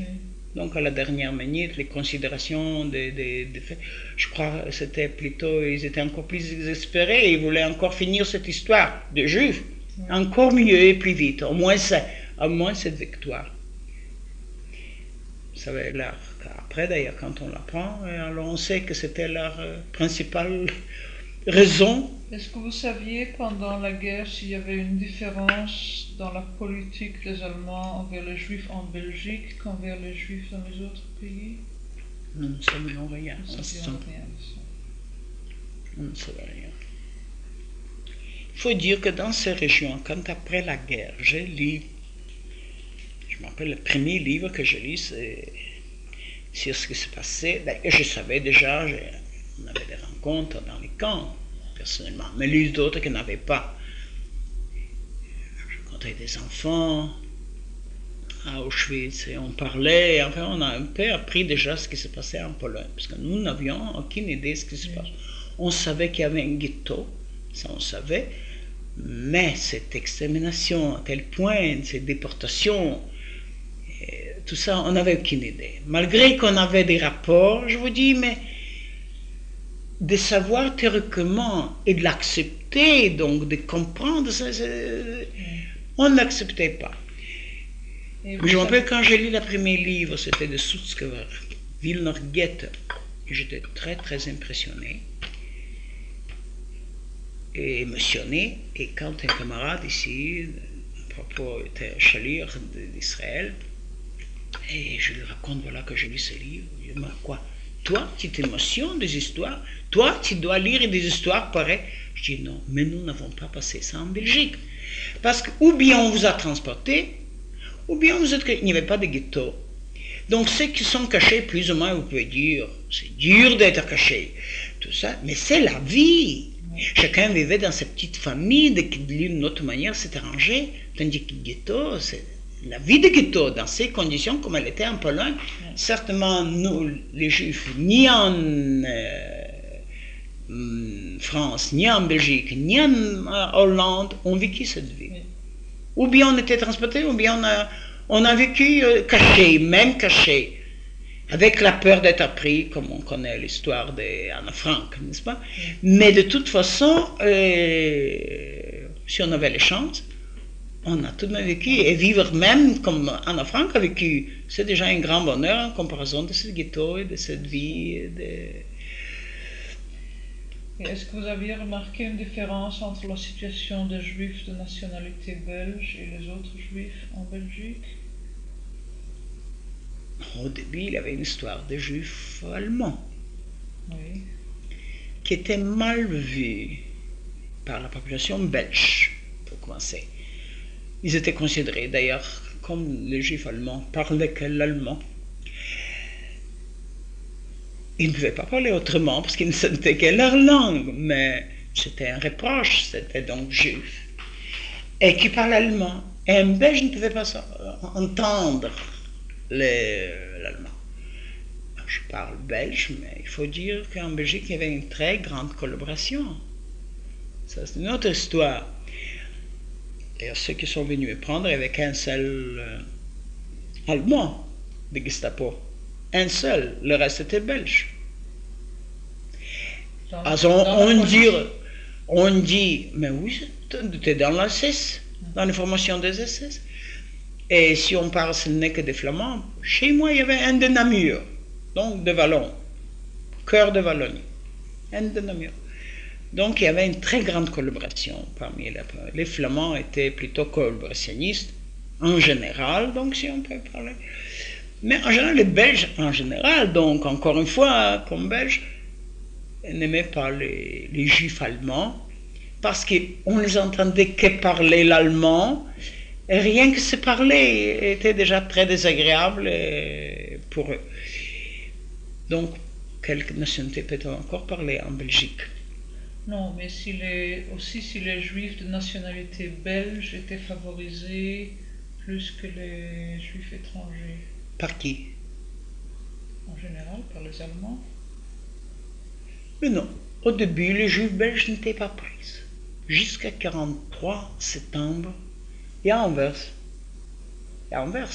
Les juifs, le premier juif belge était pris à Anvers. Il y a une rafle en septembre 43. Jusque-là, j'avais encore mon cabinet en ordre. Mon cabinet et tout, j'avais une installation et tout. Alors, on a décidé, il n'y a plus d'histoire d'être un corps sanitaire et quoi que ce soit. Fini. On a commencé déjà à sentir que toutes les petites privilèges, n'est-ce pas, ils diminuent de plus en plus. Parce que à ce moment-là, j'ai mis ma belle installation de côté chez mon mécanicien.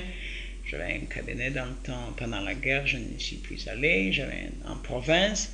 Alors je me suis installé comme ça, une petite installation très rudimentaire, avec un crachoir tout simple, ainsi de suite. Et quand les clients venaient chez moi, ils me demandaient qu'est-ce que c'est. Je dis, oh, mon appareil est en réparation. Avec un clin d'œil, si vous voulez, quand ils savaient que je suis juif, ou bien ça va. Donc, on savait pourquoi je le fais. Et on a déjà commencé un peu de faire vivre comme ça sur les qui-vivent, parce qu'on se demandait combien de temps pouvons encore ça peut durer. Ça a duré pour nous jusqu'à février 44. Tout de même. Mais comme ça, il n'y avait pas de différence. Sauf que je vous dis officiellement, donc au début, les juifs belges n'étaient pas pris. Est-ce que vous savez pourquoi? Non. C'est comme ça. C'était donc au début, on ne prenait pas de juifs belges. C'était ça la seule différence donc entre les juifs devant les Allemands. Avez-vous et vos amis considéré votre activité comme dirigée en premier lieu pour le sauvetage des juifs ou constituant principalement une participation à la guerre contre les nazis? C'était les deux à la fois. On ne peut pas presque séparer ça. Aider les juifs, la population juive dans le pays, ça va de soi. Enfin, on ne peut pas dire l'un et l'autre chez nous. Personnellement, ça n'allait pas l'un sans l'autre.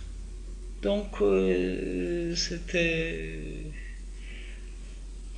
Est-ce que vous sentiez qu'il y avait une différence entre votre activité et celle des résistants généraux en Belgique? Non, au début, nous étions restreints dans notre milieu juif. Au début, n'est-ce pas? Vers la fin, déjà, à partir de 1943, on peut déjà parler d'une collaboration entre les Belges, résistants belges, et avec nous. Nous étions, je crois même que les fonds, je vous ai parlé que je ne sais pas d'où vient le fonds, mais les fonds étaient plutôt belges au début.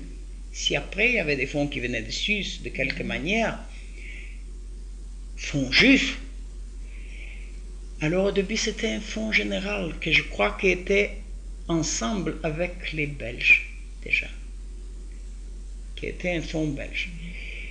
Et alors la coopération était dans beaucoup de Si on voulait faire des papiers, il fallait, comme je vous dis, quand on a fait déjà des papiers, des certificats de travail, et lieu de naissance, certificat de naissance et toutes sortes, alors il fallait déjà, c'était déjà une collaboration générale entre les juifs.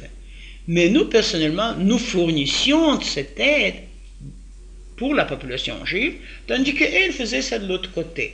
S'il fallait faire une action, comme je vous dis, cette histoire des transports vins qu'on préparait, alors nous, de notre côté, quand on envoyait des paquets et tout ça, dans nos paquets, il y avait tout ce qu'il fallait pour aider cette chose. Et de l'autre côté, qu'est-ce que c'était l'autre côté pour le vin? Ben oui, c'était déjà l'organisation belge qui a travaillé là-dedans, n'est-ce pas? Mais on était déjà dedans de cette manière que nous, de notre côté, dans nos paquets, ainsi de suite, on faisait ce qu'on pouvait pour mettre des instruments qui puissent aider après cette révolte, je suppose. Voilà.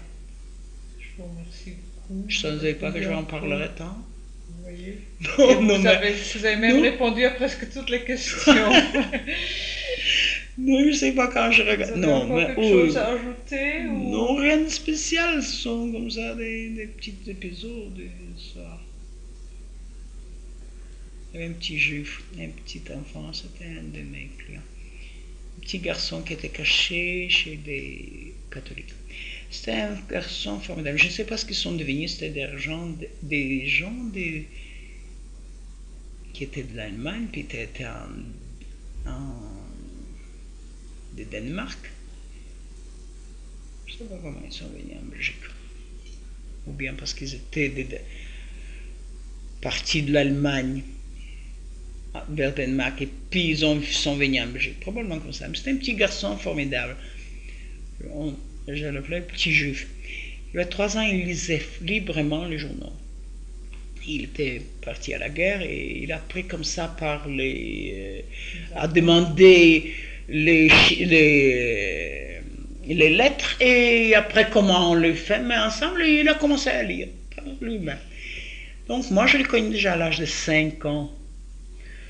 Il se levait à 6 heures du matin, avant quand les journaux arrivaient à la maison, il rentrait dans le cabinet, toilette, il lisait les journaux. Quand le père se levait, il savait déjà toutes les nouvelles. Et quand il avait, c'est Hitler, quand il venait chez nous, il racontait toutes sortes, il parlait un petit comme ça, bonhomme, comme un grand. Enfin, ils l'ont caché. Il volait à ces garçons. Quand la mère venait, il était chez les catholiques, dans un château, quelque chose comme ça. Et quand la mère venait les visiter, alors, comment ça va, s'il est content, ainsi de suite, et maman, chaque nuit avant de dormir, probablement c'est des juifs traditionnels, qui faisaient dire des prières avant de dormir ou quoi que ça. Alors, dit, chaque nuit avant que j'aille dormir, alors je lève les mains comme ça, et je dis Shema Israël. Je sais pas ce que j'espère qu'ils sont restés en vie. Et ils étaient cachés aussi, ces gens. Mais comme ça, des histoires. Bien, cette fille de Pomerantz, elle était cachée aussi. Femme mariée. Mais à ce moment-là, elle était aussi cachée. Et quand les parents sont venus la visiter, elle dit, d'habitude, ils parlaient yiddish comme ça, eux, ils parlaient entre eux. Mais la gosse parlait le français. Elle dit, tu sais, chaque nuit avant que je m'endors, pendant 15 minutes, je me parle yiddish pour que je n'oublie pas la langue. Alors, malgré les enfants, ils sentaient ça, comme ça, un attachement tout à fait différent. Comme ça, des révélations qu'on n'aurait pas cru, n'est-ce pas, qui pensent à des histoires. Un petit gosse de 5 ans, il parle qu'avant d'aller dormir, il dit, Tommy, pour qu'il n'oublie pas qu'il est juif, il dit Shema Israël. Étant donné nous, mais il était excessivement intelligent. Ce garçon était au-dessus de son âge. Mais enfin, tout de même, même qu'il aurait 8 ans, de dire Shema Israël pour qu'il n'oublie pas. Et comme cette fille qui se parle yiddish pour qu'elle n'oublie pas la langue. C'est bon, c'est de curiosité. Je vous remercie beaucoup.